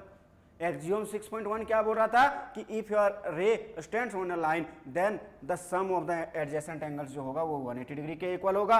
दूसरे में एक्सियोम 6.2 क्या बोल रहा था कि यदि सम ऑफ एडजेसेंट एंगल्स 180 डिग्री हो जाए तो बेसिकली नॉन कॉमन आर्म में क्या बना देगा, लाइन। मतलब एक बार लाइन हमें गिवन है तो एंगल्स का सम 180 डिग्री, यदि हमें एंगल्स का सम 180 डिग्री है तो बेसिकली वो जो ए बी बनेगा वो क्या बन जाएगा, एक लाइन बन जाएगा। काम खत्म, एक दूसरे का जस्ट कन्वर्स है। ये समझ में आया या नहीं? तो प्रूफ करना होगा समटाइम्स आपको लाइंस प्रूफ करना है या समटाइम्स एडजेसेंट एंगल्स का सम 180 डिग्री। यदि किसी ने बोल दिया कि proof that A O B is a line तो वही एडजेसेंट एंगल का सम हमें 180 डिग्री दिखाना होगा। और यदि किसी ने बोल दिया कि A O B is a line तो पक्का एडजेसेंट एंगल का सम कितना होगा, 180 डिग्री। ये समझ में आया या नहीं? तो क्या गिवन है ये ध्यान रखना, ठीक है, कि ये मतलब दो एडजेसेंट एंगल्स का सम यदि 180 दे दे तो पक्का नॉन कॉमन आर्म से एक लाइन बनाएगा। और यदि नॉन कॉमन आर्म से एक लाइन है तो पक्का वो जो एडजेसेंट एंगल्स का सम होगा वो 180 डिग्री होगा। बस दोनों एक दूसरे का कन्वर्स, मतलब 180 सम ऑफ एडजेसेंट एंगल्स।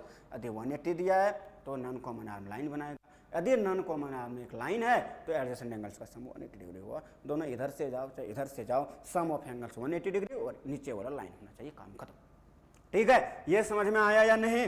नेक्स्ट हमारा जो एक्सियोम 6.2 वही था कि यदि ये दोनों एक क्या हो जाए, लाइन हो जाए, नॉन कॉमन आर्म क्या बना दे, एक लाइन बना दे, तो बेसिकली एक्सियोम 6.2 ये बोल रहा था कि यदि एंगल्स का सम 180 डिग्री हो जाए, यदि एंगल्स का सम 180 डिग्री हो जाए तो बेसिकली ये क्या बना देगा, एक लाइन। मतलब नॉन कॉमन आर्म्स क्या बनाएगा, एक लाइन बनाएगा, उसका कन्वर्स। ये समझ में आया या नहीं?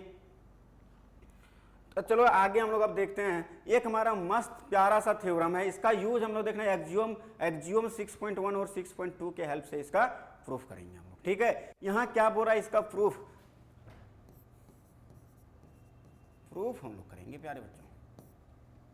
क्या है, if two lines intersect each other, एक दूसरे को क्या कर रहा है, इंटरसेक्ट करने का मतलब एक कॉमन पॉइंट रखा होगा। यही तो अभी हम लोग पढ़े थे कि मान लो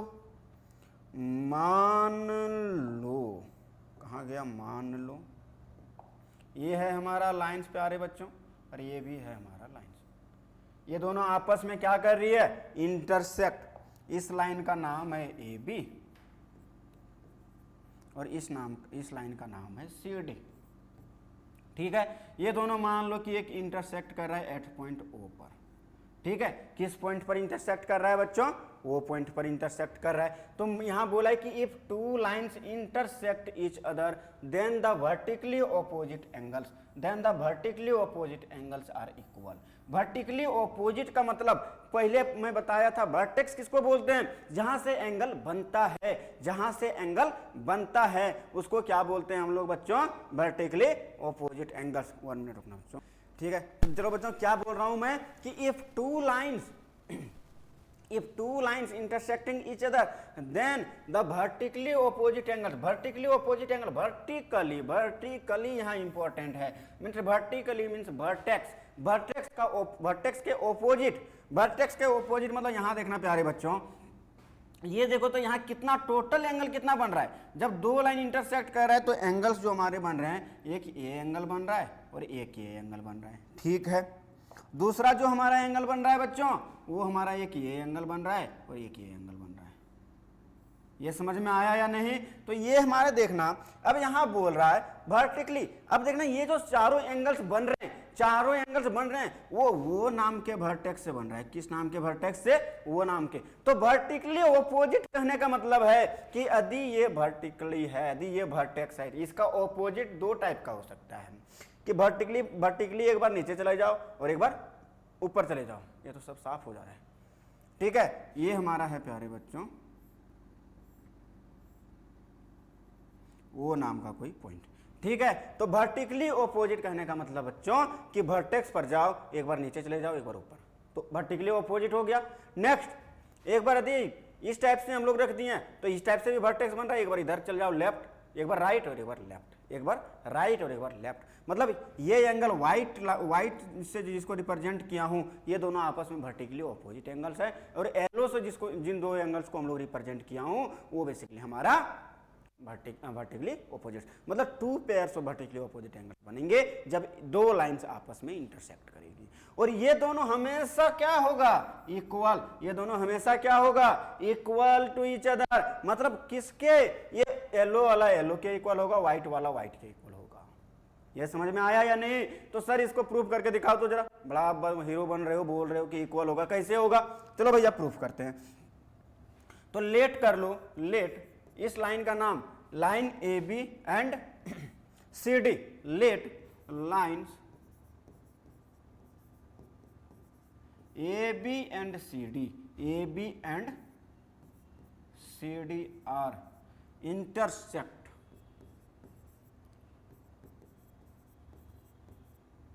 intersect each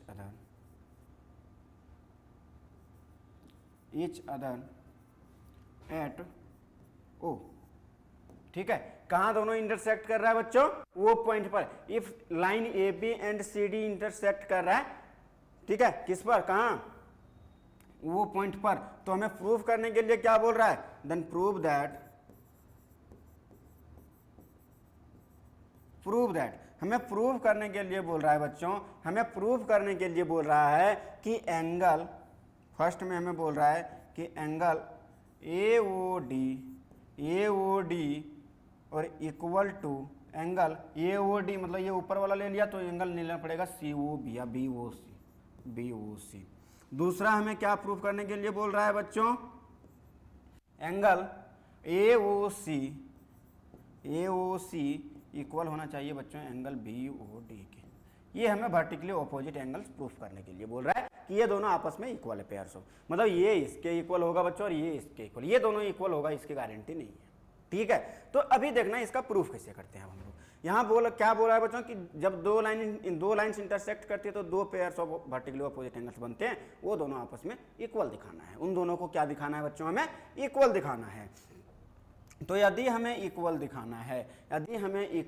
दिखाना है बच्चों, तो देखना अब हम चल रहे हैं प्रूफिंग की ओर, ठीक है, प्रूफिंग यहाँ, ठीक है, लेट करके लिख लिए। अब देखना यहाँ प्रूफिंग की ओर में देखना, यहाँ क्या है बच्चों, यहाँ देखना, यहाँ प्यार से देखना, ठीक है, प्यार से देखना बच्चों, प्यार से यहाँ देखना बच्चों, ये हमारा क्या है, ए बी क्या है, एक लाइन है, और इस नाम का हम ओडी नाम का देखें, ओडी क्या बन जाएगा, एक रे बन जाएगा, ओडी क्या बन जाएगा, एक रे बन जाएगा। तो ये जो ओडी नाम का रे है, ओडी नाम का जो रे है वो कौन से लाइन पर है, ए बी पर, कौन से लाइन पर है, ए बी पर। मान लो ये अभी इधर वाला गायब हो गया है बच्चों, तो देखो तो अभी जो हम लोग ऊपर पढ़े थे, if a ray stands on a line, तो यहाँ ओडी क्या है, एक रे है, और ए बी क्या है, एक लाइन है। तो ओडी नाम का रे लाइन ए बी पर स्टैंड कर रहा है, तो बेसिकली हम लोग एक्जियोम 6.1 का यूज कर सकते हैं, ठीक है, इससे हमें कोई खेद नहीं है, ठीक है। तो यहाँ बेसिकली जब ये ओडी नाम का रे किस पर है बच्चों, ए बी नाम के लाइन पर, तो हम इसके हेल्प से सॉल्व करते हैं। तो यहाँ क्या है, लिखो इधर, हियर यहाँ क्या है बच्चों, यहाँ है हमारा कि OD, ray OD stands on the line A B, ठीक है, ये हमारा है कि ray OD stands on the line A B. और अभी देखना, अभी मैं बताया हूं बच्चों, ये ध्यान में रखना कि if a ray stands on a line then the sum of two adjacent angles so formed is 180 degree, मतलब इन दोनों एंगल का सम कितना होगा, 180 डिग्री, अभी बताया, ठीक है। तो यहां से पता चल गया कि A B is a line and O D is a ray which stands on that line, ठीक है। वाओ, मैंने अंग्रेजी बोला, ठीक है, तो यहां क्या है बच्चों, ray OD stands on the line. अब देखना बच्चों, यदि ये लाइन है हमारा प्यारे बच्चों, ये लाइन है और ये हमारा क्या है, रे है, ठीक है, ठीक है, ये समझ में आया। और ये क्या है, यदि इस पर स्टैंड कर रहा है मेरे प्यारे बच्चों, तो हमारा क्या हो जाएगा, इन दोनों एंगल्स का सम, मतलब एडजेसेंट, ये पूरा गायब है बच्चों, ये पूरा गायब है, ऊपर वाला देखना, इस एंगल और इस एंगल का सम कितना होगा, 180 डिग्री होगा, कितना होगा, 180 डिग्री होगा। तो यहां से बाय एक्सियोम 6.1 से क्या हो जाएगा, angle AOD plus angle BOD equal to 180 degree, किससे, बाय एक्सियोम 6.1 मेरे बाल को, बाय एक्सियोम 6.1 से दोनों एंगल्स का सम कितना होगा, एडजेसेंट एंगल्स का सम 180 डिग्री। कब, जब एक रे एक लाइन पर स्टैंड करेगी, बस और कुछ नहीं। नेक्स्ट देखना, नेक्स्ट, अरे भैया नेक्स्ट भी देखो, यदि हम इसको ये ऊपर वाला मान लो कि पूरा गायब है, तो ये क्या बन गया मेरे बालकों, ये क्या बन जाएगा, OB नाम का एक रे बन गया और CD नाम का एक लाइन। तो फिर से हो गया कि OB stands on the line CD, stands on the line CD। तो फिर से अब इन दोनों एंगल्स का सम क्या होगा मेरी जान, 180 डिग्री। इन दोनों एंगल्स का सम क्या होगा, 180 डिग्री। तो यहां लिखो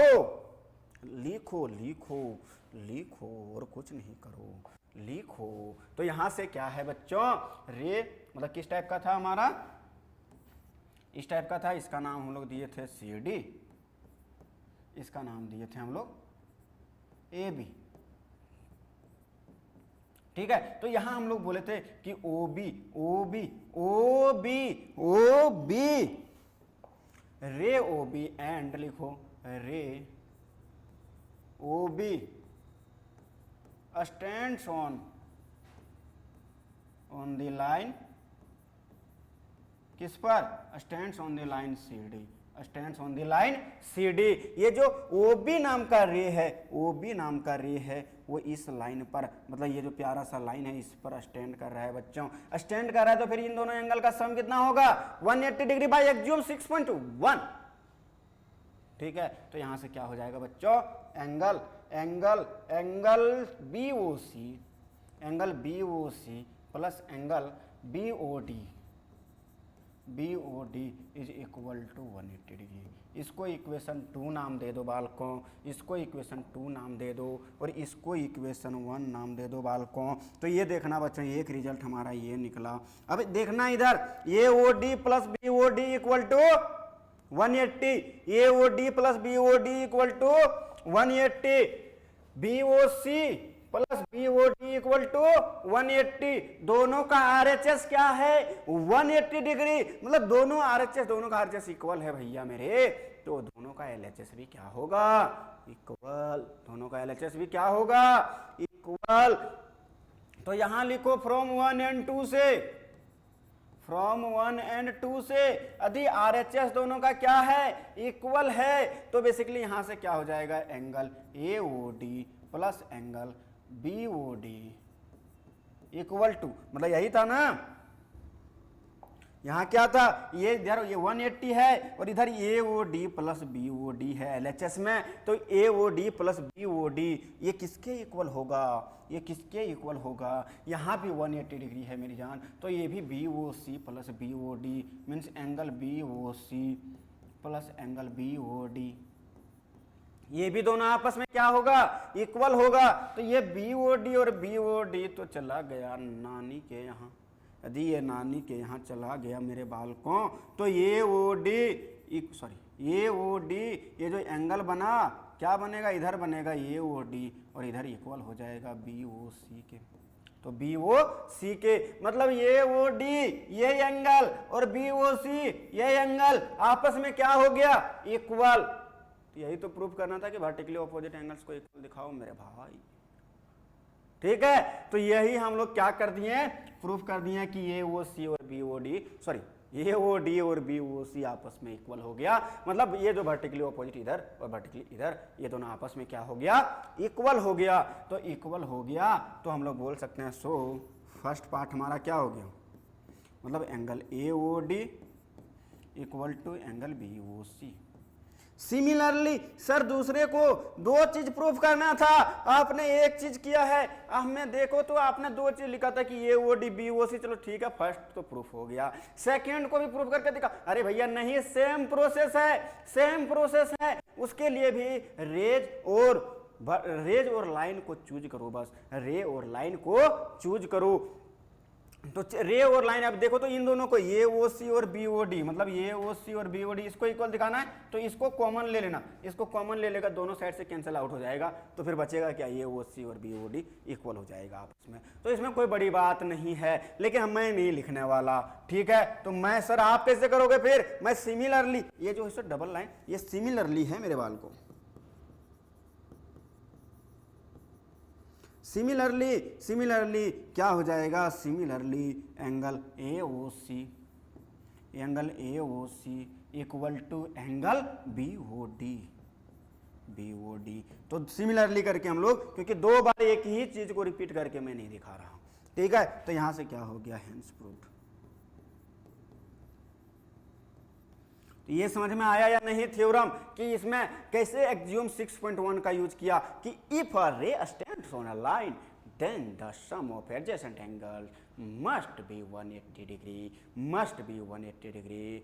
do you understand or not, ठीक है। तो यहां क्या हो जाएगा बच्चों, जब दो एंगल्स का सम 180 डिग्री के इक्वल होगा तो क्या हो जाएगा, वो कितना हो जाएगा, 180, सॉरी क्या बोल रहा हूं मैं, पता नहीं, चलो आ जाओ। ये समझ में आया कि मतलब जब दो लाइन आपस में इंटरसेक्ट करती है तो उसका वर्टिकली ऑपोजिट एंगल्स क्या होता है। लास्ट में इसे लिख सकते हो हेंस करके कि if two lines intersect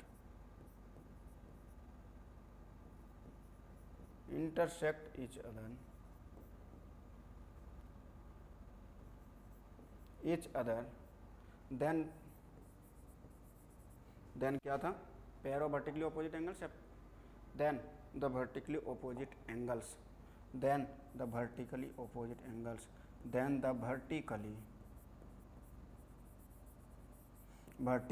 opposite angles are equal, लिख दो, कोई बात नहीं, एहसान कर दो उस पर, ठीक है। ये हमारा प्रूफ हो गया कि जब दो लाइंस आपस में इंटरसेक्ट करे तो वर्टिकली ऑपोजिट एंगल्स इक्वल होगा, ठीक है। नोट डाउन कर लो, इजीली नोट्स बना लो, एकदम एज इट इज छाप देना, एग्जाम में फुल मार्क्स मिलेंगे आपको, ठीक है। यदि 5 मार्क्स में दे दिया तो फिर इसको भी प्रूफ करके दिखा देना अलग से, ठीक है, नहीं तो फिर 3 मार्क्स के लिए इतना काफी है। चलें आगे, तो ये था हमारा थ्योरम्स। अब हमारा आ गया बालकों एक्सरसाइज 6.1, अब मतलब एक्जियोम 6.1, एक्जियोम 6.2 और थ्योरम 6.1। ये मैंने प्रूफ क्यों किया था, ये पता चला या नहीं, ये पता चला या नहीं, सर इसका प्रूफ क्यों करती हैं, ऊपर वाला तो प्रूफ नहीं किए मेरी जान, ये थ्योरम है, थ्योरम्स की प्रूफ होती है, एक्जियोम की नहीं होती। एक्जियोम सिर्फ एक माना गया स्टेटमेंट है, ठीक है, जो यूनिवर्सली ट्रूथ है उसको ले लिया गया है, उसका प्रूफ नहीं है हमारे पास, ठीक है।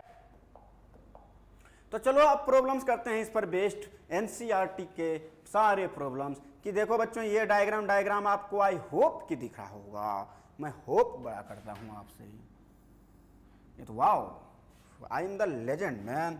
व्हाइट सीट पे मैं व्हाइट पेन चला रहा हूं, आपको तो पूरा क्लियरली विजिबल होगा, ये भी मैं आई होप करता हूं, ठीक है। ये दोनों लाइन आपस में इंटरसेक्ट कर, देखना बच्चों, ठीक है। इसमें गिवन क्या है, सबसे पहले जब भी इस टाइप्स के प्रॉब्लम को सॉल्व करो ना तो गिवन इंफॉर्मेशन को लिखना, गिवन इंफॉर्मेशन को, ठीक है। गिवन में क्या है, ए बी और सी डी दोनों लाइन है, वाओ, ये बहुत बड़ी हेल्प कर दिया। लाइन है मतलब इतना समझ लेना, जब भी बोल दिया कि ए बी और सी डी लाइन है मतलब ए बी पर यदि कोई रे स्टैंड कर रहा होगा तो उसका एंगल का सम पक्का 180 डिग्री होगा, एडजेसेंट एंगल का सम 180 डिग्री का होगा। ठीक है, लाइन बोलने का मतलब उसका वही है, क्लियरली विजिबल होना चाहिए कि यदि line they they A B और C D, A B is a line, तो ए बी को गौर से देखना कि उस पर कोई रे तो नहीं खड़ी है। यदि ये रे है तो पक्का उन दोनों एडजेसेंट एंगल्स का सम 180 डिग्री होना चाहिए। ये समझ में आया या नहीं? तो यहाँ से 6.13 फिगर में देखो यहाँ क्या है कि lines A B and C D given क्या है कि lines A B and C D intersect at O. ठीक है, ये दोनों इंटरसेक्ट भी कर रहा है मतलब वर्टिकली अपोजिट एंगल्स भी बन रहे होंगे, ये भी माइंड में आना चाहिए। जब जब लाइंस इंटरसेक्ट करेंगे वर्टिकली ऑपोजिट एंगल्स बनेंगे, और वो भी वर्टिकली ऑपोजिट एंगल्स मेरे प्यारे बच्चों इक्वल होते हैं और कुछ नहीं। ठीक है, इंटरसेक्ट एट ओ।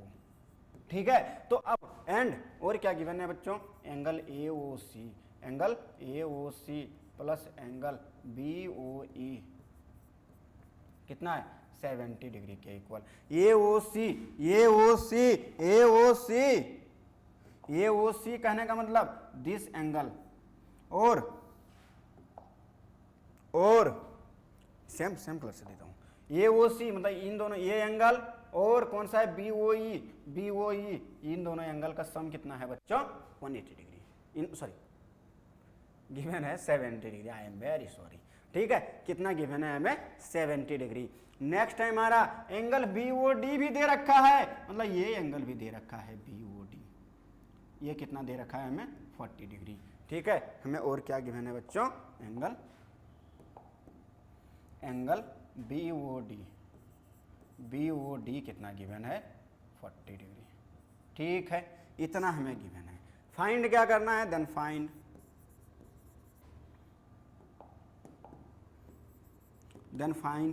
हमें क्या करना है बच्चों, angle B O E and reflex of angle C O E, ये दोनों एंगल्स हमें फाइंड करना है बच्चों।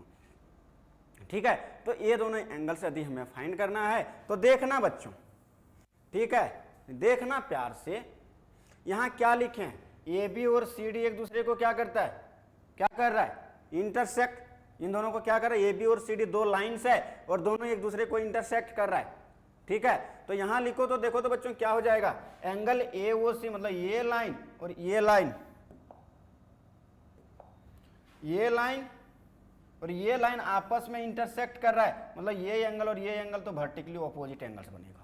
किस टाइप का एंगल्स बनेगा, वर्टिकली ऑपोजिट एंगल्स। और अभी हम लोग पढ़ के आए हैं, if two lines intersect each other then vertically opposite angles are equal. तो यहां से हम लोग क्या बोल सकते हैं, here angle A O C equal to angle B O D. ठीक है, क्यों बच्चों, since A B and C D lines A B and C D intersect at O.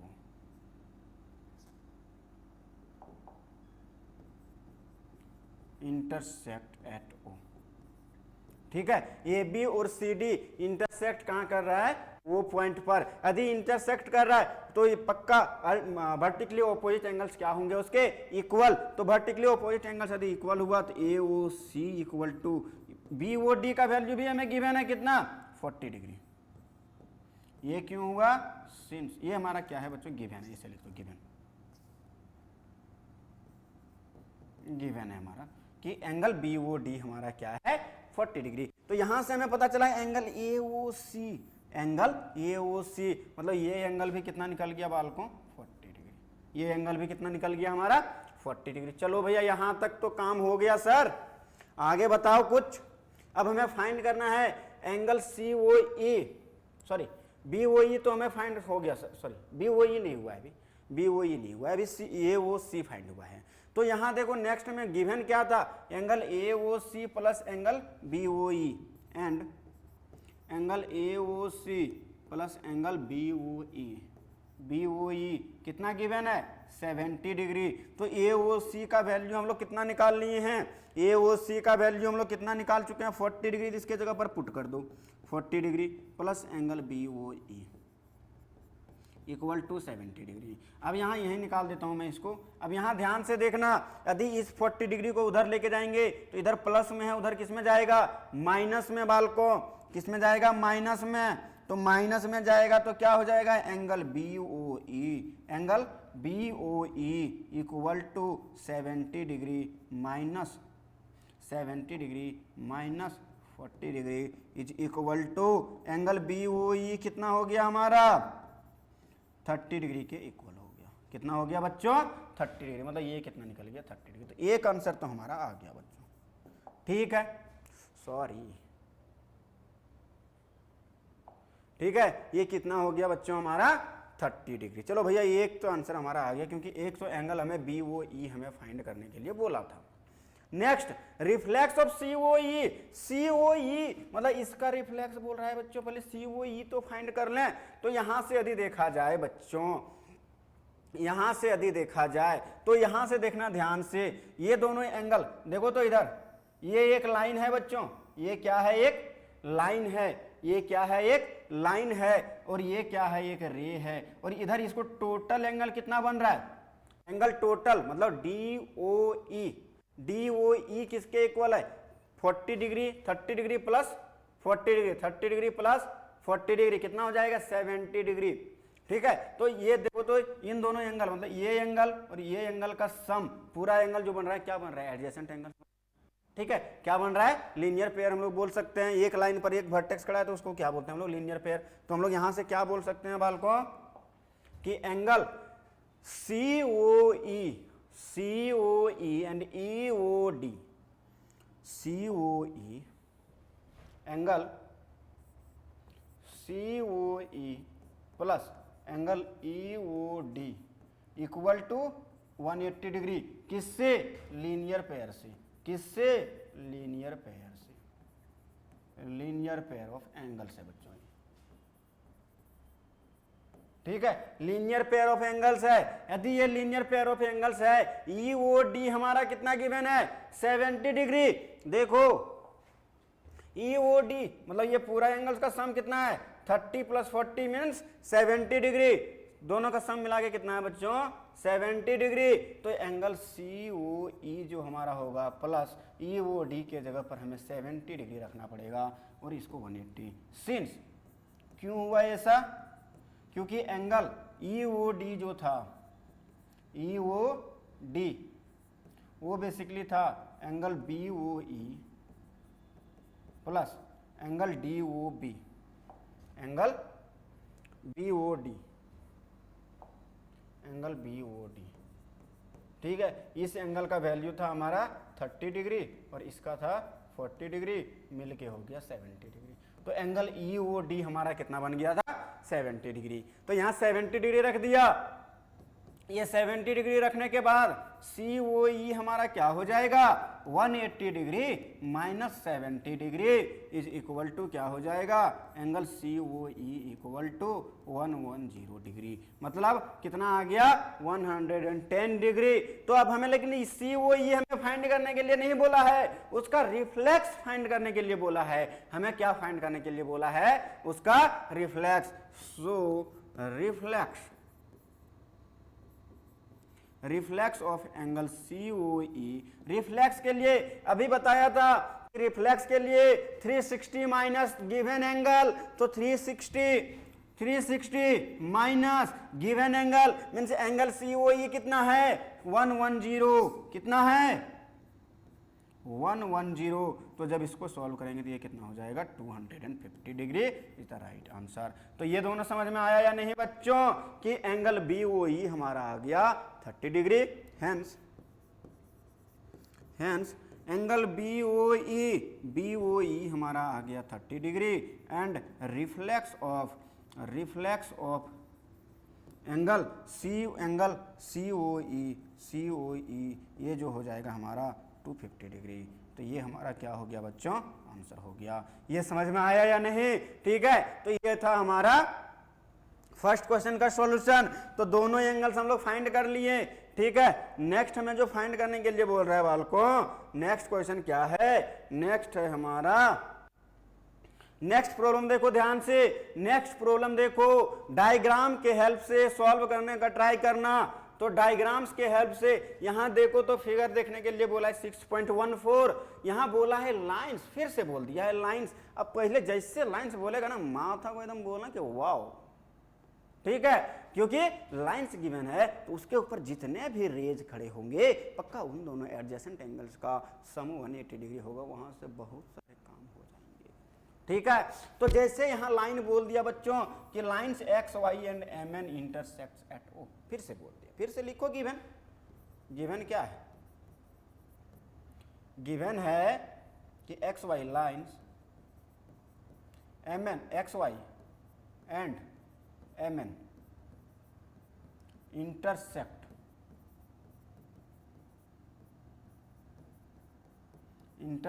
Eight O. कहाँ इंटरसेक्ट कर रहा है? ओ पर।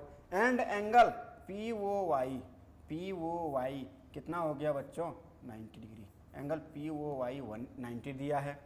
एंड दिया है sorry A is to B, A is to B जो दिया है बच्चों वो 2:3 दिया है, 2:3। तो हमें फाइंड करने के लिए क्या बोल रहा है बच्चों? Then find angle C, find C.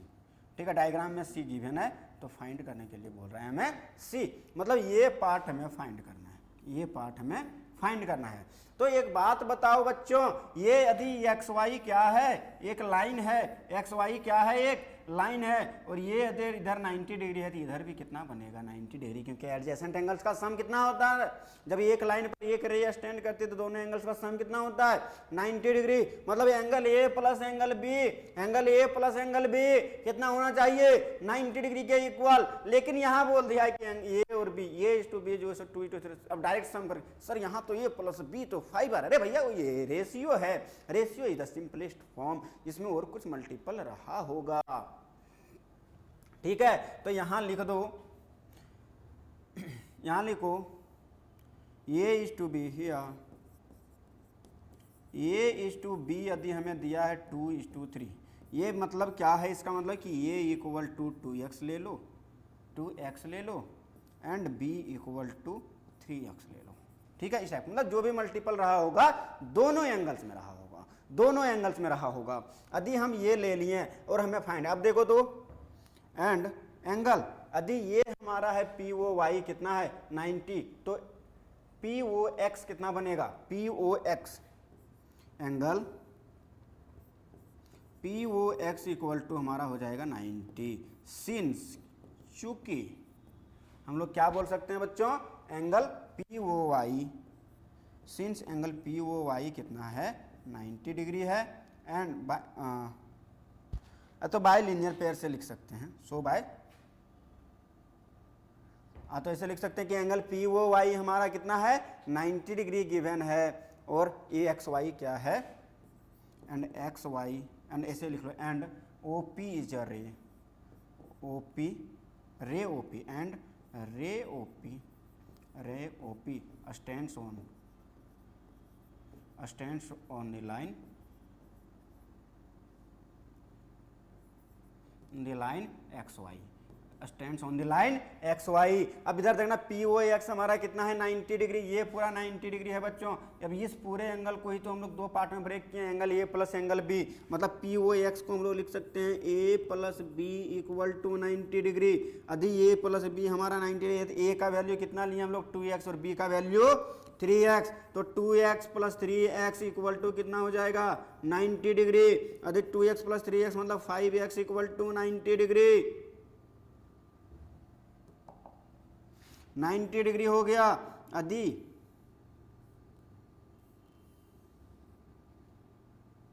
5x equal to कितना हो गया बच्चों? 90 डिग्री। यदि 5x इक्वल टू 90, यही निकाल देता हूं। ठीक है, 5x यदि हमारा 90 डिग्री हो गया बालकों, तो 5x, तो x इक्वल टू क्या निकल जाएगा? x इक्वल टू हो जाएगा 90 डिग्री बाय 5 मीन्स 18 डिग्री। तो यहाँ से देखना, सो यदि ये 19 डिग्री हो गया, सॉरी 18 डिग्री हो गया, 18 डिग्री हमारा निकल गया x का वैल्यू, तो a का वैल्यू हमारा क्या था 2x, मतलब 2 इंटू 18 मीन्स 36 डिग्री। ठीक है, एंड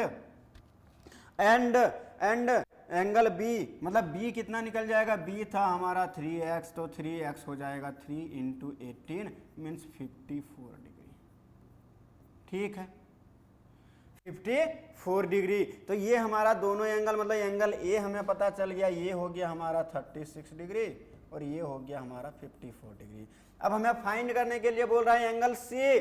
तो अब देखना हियर, अब देखना ये MN भी क्या था, एक लाइन था। MN को भी क्या बोला है, एक लाइन बोला है, लाइंस है, ये लाइन है। और ये देखा जाए OX एक क्या है बच्चों, रे है। तो बेसिकली यहाँ भी लीनियर पेयर बन रहा है, ये दोनों एंगल जो बन रहा है वो लीनियर पेयर बना रहा है। तो यहाँ से क्या हो जाएगा, एंगल MOX या फिर B plus C equal to 180 degree. क्यों, लीनियर पेयर से, linear pair of angles, linear pair of angles. ठीक है, लीनियर पेयर ऑफ एंगल से कितना बन गया ये 180 डिग्री। B का वैल्यू हम लोग निकाल चुके हैं बालकों, B का वैल्यू हम लोग निकाल चुके हैं 54 plus C equal to 180 degree. तो यहाँ से क्या हो जाएगा, C equal to 180 degree minus 54 degree which means C equal to 126 degree is the right answer. ये समझ में आया या नहीं, कुछ नहीं, बस वही जहाँ जहाँ लाइन दिया हुआ है, बार बार बोल रहा हूँ, लाइन को देख के ये आइडिया लगा लो कि उस पर रे खड़े ही या नहीं। यदि रे मिल गया उस पर खड़ा तो पक्का दोनों एडजेसेंट एंगल्स का सम 180 डिग्री होगा और कुछ नहीं। ठीक है, तो दोनों एडजेसेंट एंगल्स का सम 180 डिग्री होगा। ये समझ में आया या नहीं, दोनों एंगल्स का सम कितना होगा बालको, 180 डिग्री। ठीक है, तो ये इस बात को ध्यान में रखना। नेक्स्ट बालको, नेक्स्ट क्वेश्चन चलें। तो बच्चों हमारा क्या आ गया, क्वेश्चन नंबर 3। क्वेश्चन नंबर 3 देखा जाए बच्चों तो बहुत इजी है, बहुत इजी है। विच मीन्स यहाँ गिवन क्या है बच्चों, हमारा गिवन में क्या है, गिवन में है हमारा angle PQR, angle PQR equal to angle PRQ, angle PRQ। तो हमें प्रूफ करने के लिए क्या बोल रहा है बच्चों, prove that angle PQS, angle PQS equal to angle PRT, angle PRT। तो बालकों एक बात ध्यान से देखना, ये जो ST बनाएगा बच्चों, ये क्या बनाएगा, लाइन बनाएगा। क्योंकि ट्रायंगल्स का एक साइड है, ट्रायंगल्स का एक साइड हमेशा क्या बनाता है, एक लाइन बनाता है या एक लाइन सेगमेंट बनाता है। तो हम लोग ऐसे बोल सकते हैं। तो ये जो बनेगा PQ, ये बेसिकली क्या बन गया, एक रे बन गया। यदि एक लाइन पर एक रे स्टैंड होती है तो एडजेसेंट एंगल्स का सम कितना होता है, 180 डिग्री। तो यहाँ से क्या हो जाएगा बच्चों, प्रूफ इसका स्टार्ट करो। प्रूफ में क्या हो जाएगा बच्चों, प्रूफ में इसका हो जाएगा कि angle PQR plus angle PQS, PQR angle PQR plus angle PQS equal to कितना हो जाएगा, 180 degree. Linear pair of angles क्या हो जाएगा बच्चों, linear pair of angles, linear pair of angles. ये समझ में आया या नहीं, लीनियर पेयर ऑफ एंगल से सेम, ये यदि पूरा एक लाइन है तो ये भी तो एक रे है, तो इन दोनों एंगल्स का भी सम कितना होगा, 180 डिग्री। एंड एंगल PRQ मतलब ये एंगल, और PRT मतलब ये एंगल, तो एंगल PRT इन दोनों का भी सम कितना होगा बच्चों, 180 डिग्री। किससे, लीनियर पेयर ऑफ एंगल्स से, लीनियर पेयर ऑफ एंगल्स। ये समझ में आया या नहीं, यदि एक लाइन पर एक रे स्टैंड करती है तो एडजेसेंट एंगल्स का सम 180 डिग्री होती है। तो इसको इक्वेशन 1, इसको इक्वेशन 2 मान लो। फ्रॉम 1 एंड 2 से यदि देखा जाए बच्चों, फ्रॉम 1 एंड 2 से देखा जाए तो दोनों का RHS क्या है बच्चों, 180 डिग्री। और हम लोग जानते हैं if two things are equal to same thing then they are equal to each other. तो यहाँ बेसिकली इन दोनों का भी सम 180 डिग्री है, इन दोनों का भी सम 180 डिग्री है। तो ये दोनों आपस में क्या हो जाएगा, इक्वल हो जाएगा। तो यहाँ से हो जाएगा बच्चों P Q R plus angle P Q S equal to angle P R Q plus angle P R T. Sir हमें प्रूव करना था पी क्यू एस और पी आर टी, मतलब पी क्यू एस एस होगा ये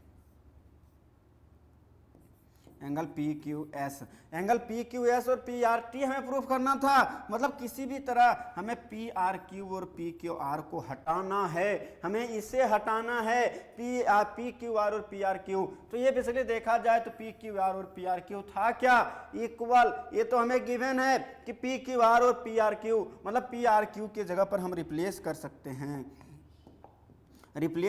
हैं, तो यहाँ से क्या हो जाएगा बच्चों, P Q R plus angle P Q S equal to, इसको लिख सकते हैं बच्चों हम पी क्यू आर। ऐसा क्यों, क्योंकि ये दोनों आपस में इक्वल, तो ये लिखें चाहे ये लिखें कोई चेंज नहीं होगा, क्योंकि ये दोनों आपस में इक्वल है। तो दोनों की जगह पर मतलब या तो पी आर क्यू लिखें या पी क्यू आर लिखें, उससे चेंजेज नहीं होगा। फिर एंगल क्या हो जाएगा बच्चों, पी आर टी। तो पी क्यू आर और पी क्यू आर अब क्या हो गया बच्चों, कैंसल। तो यहाँ से बच्चा हमारा angle P Q S equal to angle P R T. Hence proved, यही हमें प्रूव करने के लिए बोला था ना बालकों। तो ये हो गया हमारा हैंस प्रूव्ड। ये समझ में आया या नहीं, ठीक है। तो ये हमारा हो गया प्रूफ। तो ये था हमारा क्वेश्चन नंबर 3 जो छोटा सा था, ठीक है। बस लीनियर पेयर का यूज करना है, लीनियर पेयर का यहाँ मेन थ्योरम जो है सो लीनियर पेयर एक्सियोम जो हम लोग पढ़े थे उसका यूज बहुत ज्यादा है। नेक्स्ट बच्चों, नेक्स्ट देखो फिर से दे दिया है कि x प्लस वाई और w प्लस जेड ये दोनों आपस में क्या है, इक्वल। तो गिवन लिखो, given x plus Y equal to w plus Z. Prove करने के लिए क्या बोल रहा है, प्रूव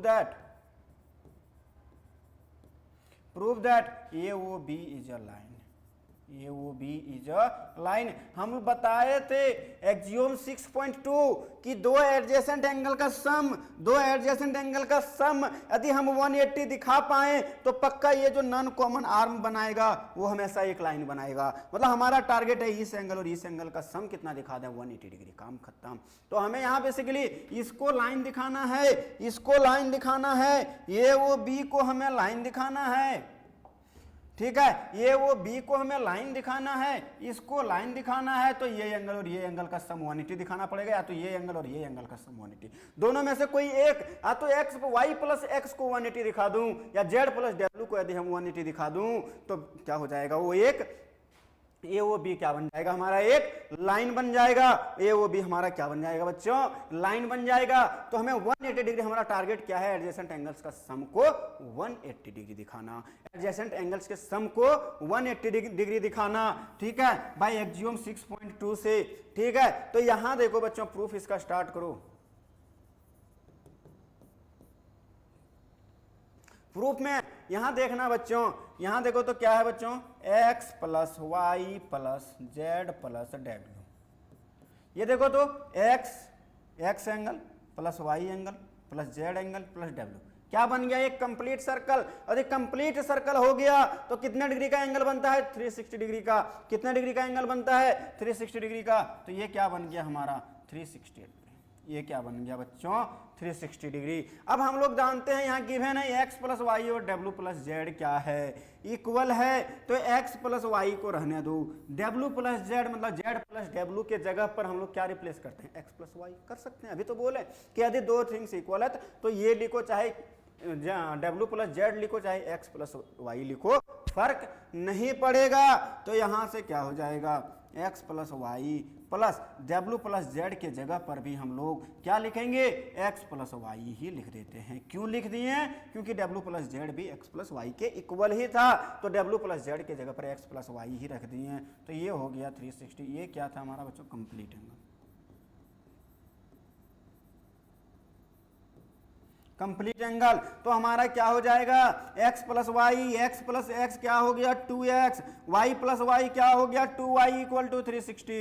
तो यहां से 2 को कॉमन ले लो, क्या बनेगा x plus Y equal to 2 times, मतलब यहाँ कितना है 360 डिग्री। तो यहां से x प्लस वाई कितना हो गया 360/2, मतलब x प्लस वाई कितना हो गया 180 डिग्री।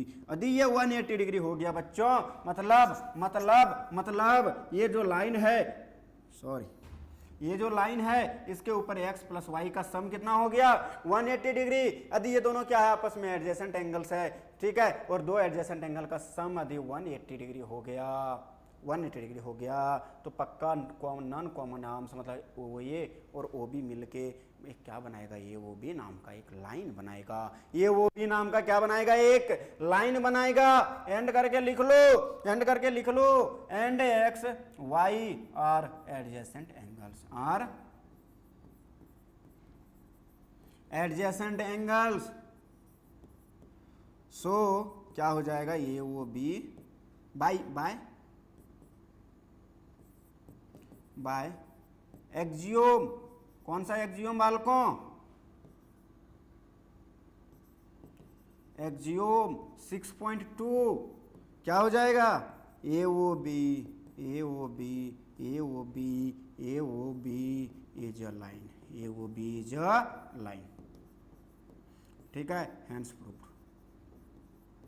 बस और कुछ नहीं था बच्चों, ये समझ में आया या नहीं। प्रूफ करने का मतलब क्या था कि यदि एक लाइन है, एक क्या है लाइन है, उसके ऊपर दो एडजेसेंट एंगल्स का सम यदि हम लोग 180 डिग्री दिखा दिए तो पक्का, सॉरी लाइन नहीं है, मतलब ये कोई है, मतलब नॉन कॉमन आर्म्स है O A and O B, but adjacent angles का सम यदि 180 डिग्री हो जाए, और 180 डिग्री हो जाए तो हमारा क्या हो जाएगा बच्चों, पक्का नॉन कॉमन आर्म्स के थ्रू एक लाइन बनाया जाएगा, मतलब लाइन बनेगा। तो ये वो भी हमारा हो गया एक लाइन। तो इस टाइप से इसको लिखना है बच्चों। नेक्स्ट हमारा है बच्चों, नेक्स्ट क्वेश्चन नंबर 5। अच्छा क्वेश्चन है। क्वेश्चन नंबर 5 क्या बोल रहा है कि P O Q is a line. Wow, P O Q is a line. अब इसके ऊपर जितने भी रेज है, मतलब इन दोनों एंगल का भी सम 180 होगा, इन दोनों एंगल का भी सम 180, ठीक है। जितने भी रेज है सबका सम कितना होगा 180, मतलब सॉरी एडजेसेंट एंगल्स का सम कितना होगा 180 डिग्री। तो अधिक कोई लाइन बोल दे तो ये देखो कि उसके ऊपर रेज कितने हैं, तो ये समझ में आया या नहीं। तो नेक्स्ट चलो हम लोग आगे देखते हैं बच्चों। अब हमारा है P O Q is a line, given information पहले लिख लो, P O Q is a line and ray OR is perpendicular, OR is perpendicular। ये किसका सिंबल है बच्चों, परपेंडिकुलर। ये किसका सिंबल है, ये सिंबल है हमारा बच्चों परपेंडिकुलर का, ठीक है। परपेंडिकुलर टू पी क्यू पर ये क्या है पी क्यू, मतलब O R is perpendicular to P Q, ray O R is perpendicular to P Q, ठीक है। OS is another ray lying between OP and OR, मतलब OP और OR के बीच में हमारा एक रे लाई कर रहा है, that is OS, ठीक है। तो OS is another ray which lies between OR and OP and OR के बीच में लाई कर रहा है OS। अब देखना बच्चों, हमें प्रूव करने के लिए क्या बोल रहा है, तो यहां से देखना चाहिए, इसको बोल दो, यहां से यदि ये दोनों परपेंडिकुलर है तो इन दोनों एंगल्स का सम, मतलब ये दोनों एंगल क्या होगा, ये 90 है तो ये भी कितना बनेगा 90। तो यहां हम लोग लिख सकते हैं कि एंगल POR इक्वल होगा एंगल ROQ के, और ये दोनों इक्वल किसके हैं 90 डिग्री के। ये दोनों क्या है राइट एंगल्स हैं, ये दोनों क्या है बच्चों राइट एंगल्स है। ये समझ में आया या नहीं। तो POR और ROQ दोनों हो गया 90 डिग्री। तो हमें प्रूफ करने के लिए क्या बोल रहा है, prove that angle ROS equal to half of angle QOS minus angle POS, ठीक है, QOS माइनस एंगल POS, ठीक है। तो ये हमें प्रूफ करने के लिए बोल रहा है, तो ये हमें प्रूफ करने के लिए बोल रहा है, तो ये हम प्रूफ करते हैं बच्चों, ठीक है। तो यहाँ देखना, यदि ये दोनों, यहाँ देखना बच्चों, प्रूफ मैं स्टार्ट करता हूँ, ठीक है। यहाँ ध्यान से देखना, ठीक है। इस एंगल को, ये जो एंगल पूरा POR है, ये एंगल पूरा POR है, इसको मैं लिख सकता हूं POS plus ROS, POS plus ROS। मतलब ये पूरा एंगल, इस पूरे एंगल को मैं दिस प्लस दिस करके लिख दूंगा। कोई दिक्कत है क्या? कि मान लो आपको कोई 50 रुपीज़ दे, एक बार में क्या दे? 50 रुपीज़ दे। कोई आया दूसरा, उसने पहले आपको 30 रुपीज़ दिया और फिर 20 रुपीज़ दिया, तो क्या वो कम है? क्या वो कम है 50 से?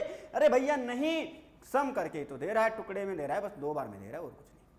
तो यहाँ भी वही है, एक एंगल था हमारा POR, एक एंगल था हमारा POR, तो किसी ने लिया POR, लेकिन मेरा मन, मैं इसको लिया पहले POS फिर SOR, POS फिर SOR या फिर ROS, ठीक है, POS और ROS, ठीक है, इन दोनों एंगल 2 बार में लिया, ठीक है, वही 50 को जैसे 30 + 20, तो काम खत्म। तो वही है, तो यहाँ से क्या लिख सकते हैं? Angle POR, angle POR, angle POR equal to POR equal to क्या हो जाएगा? क्या लिख सकते हैं? Angle POS plus angle ROS, angle ROS। ये समझ में आया? चलो भैया ठीक है, ठीक है, ये तो लिख दिए कि POR को हम लोग लिख दिए POS प्लस SOR। नेक्स्ट जो हमारा एंगल है, नेक्स्ट ये भी तो हमारा 90 डिग्री है, लेकिन क्या इस एंगल को हम, ये पूरा एंगल माइनस ये पूरा एंगल माइनस, क्या 50 रुपीज किसी ने दिया, फिर किसी ने क्या किया पता है? पहले आपको 80 रुपीज दिया, कितना? 80 रुपीज, लेकिन 30 रुपीज फिर से छीन लिया। 30 रुपीज आपसे क्या कर लिया? छीन लिया। तो फिर क्या बचा आपके पास? 50 रुपीज ही तो बचा। मान लो किसी ने आपको 80 रुपीज दिया और 30, किसी ने डायरेक्ट आपको 50 रुपीज दिया, चलो भैया ठीक है, खुश। और किसी ने पहले 30 रुपीज दिया और फिर 30 रुपीज छीन लिया, सॉरी 80 रुपीज दिया और फिर 30 रुपीज छीन लिया, तो कितना बचा? 50 रुपीज ही बना। तो सेम यहाँ भी है कि इस एंगल को लिखना, किसी ने डायरेक्ट इस एंगल को लिखा और किसी ने क्या किया? ये पूरा लिया और उसमें से इतना फिर से छीन लिया, इतना लिया माइनस इतना कर दिया, ठीक है, पूरा angle minus this angle ROS। यदि माइनस कर दे तो बेसिकली हमारा क्या बनेगा? फिर से वही ROQ या QOR। एंड हम लोग लिखो कि एंगल QOR इक्वल टू हम लोग लिख सकते हैं एंगल QOS, एंगल QOS बड़ा वाला एंगल माइनस एंगल ROS, मतलब ये बड़ा वाला angle QOS minus angle ROS। तो यहां से क्या लिखेंगे बच्चों? Angle QOS minus angle ROS, वही ज्यादा देके छीन लिया, आया उतना ही के इक्वल QOR के। यहाँ क्या किया? मतलब दो को ऐड करके 2 बार में ब्रेक करके दिया। ये समझ में आया या नहीं? यदि ये समझ में आ गया बच्चों, तो यहाँ देखो POR और QOR आपस में क्या था? इसको QOR लिख दो, QOR, ठीक है, POR और QOR दोनों किसके इक्वल था? 90 डिग्री, मतलब दोनों आपस में इक्वल था, दोनों आपस में इक्वल था, ठीक है। एंगल ऐसे लिखो, तो ऐसे लिखो। नाउ यहां क्या है? Angle POR equal to angle QOR, दोनों किसके इक्वल है? Both are 90 degree, both are 90 degree.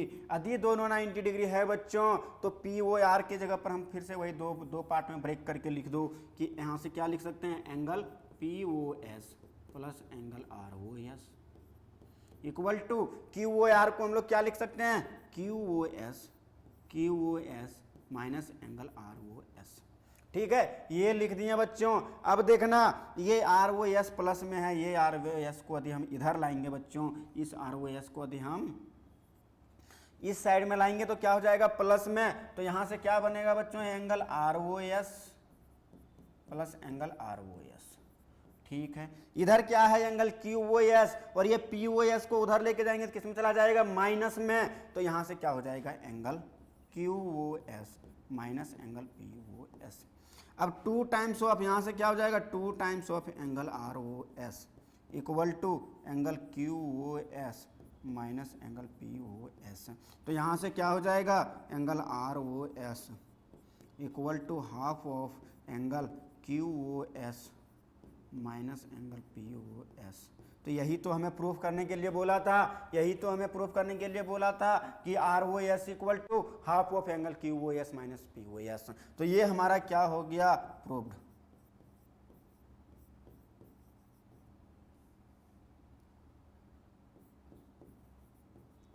ये समझ में आया या नहीं? तो ये क्या हो गया बच्चों, हमारा हैंस प्रूव्ड। तो ये हो गया हमारा प्रूफ बच्चों, ये समझ में आया? ठीक है, तो ये हो गया हमारा प्रूफ।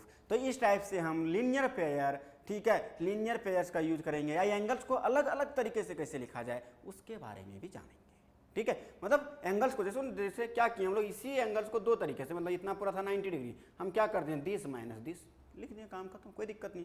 पूरा ले लिए माइनस कर दिए, तो क्या हो गया, फिर से बचा तो यही। अब इसमें क्या किए, दिस प्लस दिस, बस पी ओ आर को लिखने का अलग तरीका कि P O S plus R O S कर दिए, तो वही अलग, मतलब रिप्रेजेंट तो पी ओ आर को ही कर रहा है, इक्वल तो पी ओ आर के ही हो रहा है, लेकिन लिखने का अलग तरीका हो गया। जिस फॉर्मेट में वो लाने के लिए बोल रहा था उस फॉर्मेट में आंसर आ गया। तो ये समझ में आया या नहीं? तो ये हो गया हमारा राइट आंसर। नेक्स्ट क्वेश्चन, इस आज का लास्ट क्वेश्चन है, ये आज का लास्ट क्वेश्चन है। यहाँ गिवन क्या है बच्चों, it is given that angle X Y Z, angle X Y Z, angle X Y Z कितना है, 64 डिग्री। तो एंगल एक्स वाई जेड मान लेते हैं ये कोई एंगल रहा होगा एक्स वाई और जेड, ये हो गया हमारा, ये कितना गिवन है 64 डिग्री। चलो भैया इतना मान लिए हम लोग, लेकिन इतना में क्वेश्चन खत्म नहीं हो रहा है। वो बोल रहा है X Y produce to point P, मतलब एक्स वाई को क्या कर दिया गया है, प्रोड्यूस, मतलब एक्स वाई को, मतलब ये सीधा एक लाइन बनेगा। तो ये बेसिकली कहाँ तक, पॉइंट पी तक प्रोड्यूस किया गया है, कहाँ तक, पॉइंट पी तक। चलो भैया प्रोड्यूस भी कर दिए, draw a figure from the given information, चलो भैया ड्रॉ कर दिए। इफ रे वाई क्यूब, वाई से लेकर क्यूब, और ये बाइसेक्ट किसको कर रहा है, बाइसेक्ट कर रहा है। बाइसेक्ट करने का मतलब आप लोग को बताए हैं कि बाइसेक्ट करने का मतलब दो इक्वल पार्ट्स में डिवाइड करना, दो इक्वल पार्ट्स में डिवाइड करना। तो जेड वाई पी को, मतलब जेड वाई पी नाम का जो एंगल है इसको बाइसेक्ट, तो ऑब्वियस है ये जो वाई क्यूब रे है ये इधर ही जाना पड़ेगा, क्योंकि इधर नहीं जा सकता, क्योंकि इधर जेड वाई पी एंगल मेरा नहीं बन रहा है, इधर बन रहा है। तो ये एंगल, मतलब ये एंगल यदि x है तो ये भी एंगल कितना है बच्चों, x है, ये भी एंगल कितना है, x है। तो यहाँ हमारा गिवन इन्फॉर्मेशन पहले लिख दो बच्चों, गिवन इन्फॉर्मेशन को पहले लिखो। गिवन क्या है, angle X Y Z equal to 64 degree, and and and हम लोग का क्या है, and Y cube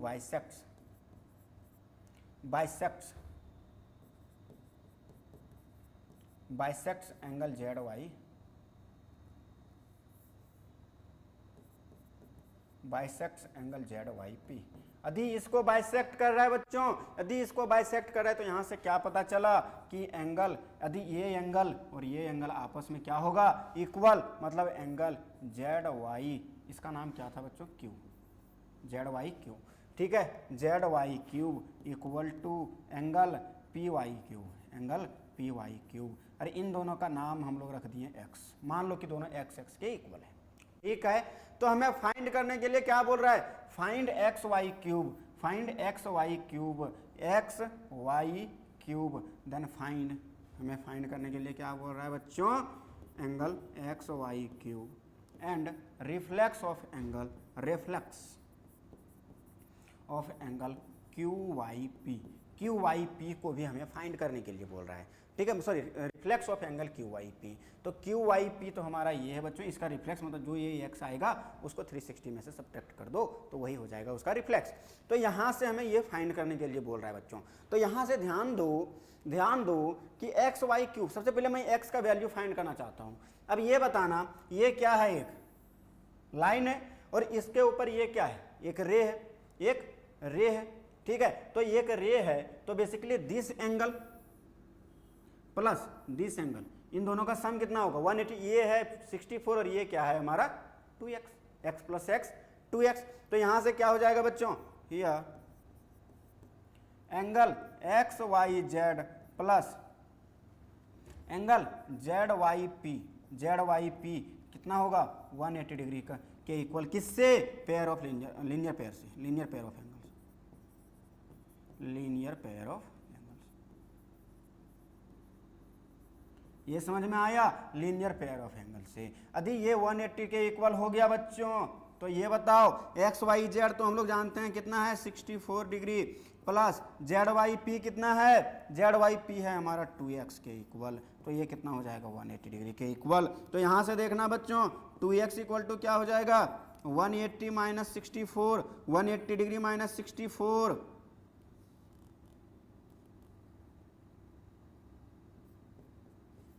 one 180 degree minus 64 degree, तो यहाँ से x का वैल्यू क्या हो जाएगा 116/2, तो x का वैल्यू निकल जाएगा हमारा 58 डिग्री।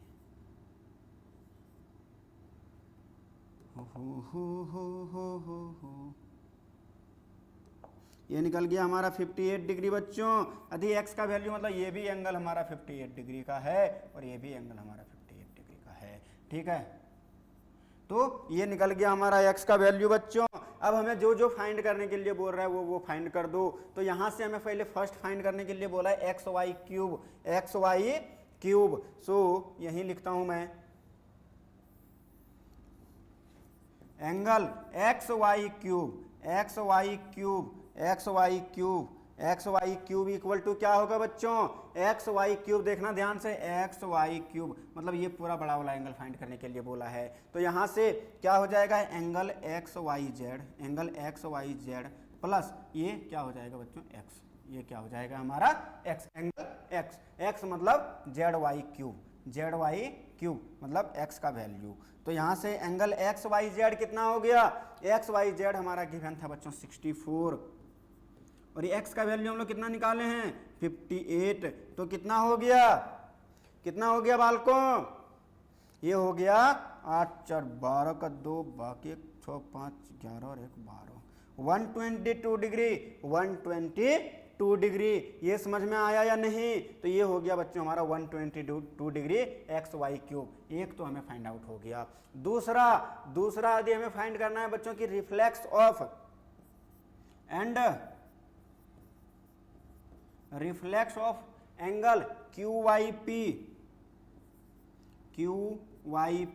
QYP हमारा कितना निकला है बच्चों, QYP निकला है हमारा 58। तो यहां से क्या हो जाएगा 360 माइनस 58 मतलब 302 डिग्री मतलब 302 डिग्री। यही हो गया हमारा दोनों आंसर बच्चों। तो इतने इजी प्रॉब्लम्स हैं यहाँ कोई टफ प्रॉब्लम्स नहीं है, यहाँ कोई बहुत बड़े प्रॉब्लम्स नहीं है, बहुत कॉन्सेप्चुअल भी नहीं है। वही दो एक्जियोम और एक थ्योरम है, उसी पर सारे कॉन्सेप्ट सारे प्रॉब्लम्स सॉल्व हो जा रहे हैं। तो इजी है बच्चों। चलिए इतना ही के साथ मैं आज का टॉपिक समाप्त करता हूँ। नेक्स्ट जो हम लोग टॉपिक डिस्कस करेंगे बच्चों आगे देख लो, कॉरेस्पॉन्डिंग एंगल से एक्जियोम मतलब जब 3 लाइन्स मतलब एक ट्रांसवर्सल लाइन जब 2 पैरेलल लाइन्स को इंटरसेक्ट करेगा तो क्या बनाएगा, ठीक है। तो उस टाइप के मतलब वहाँ कितने एंगल्स बनेंगे उसका बात करेंगे और उस पर बेस्ड प्रॉब्लम्स करेंगे, वो भी नेक्स्ट क्लास में, ठीक है। आज का क्लास इतने पर फिनिश करते हैं बच्चों। Thank you so much. पढ़े रहो, बने रहो हमारे साथ, पढ़े रहो नहीं बने रहो हमारे साथ, हम हैं तुम्हारे साथ, ठीक है। Thank you.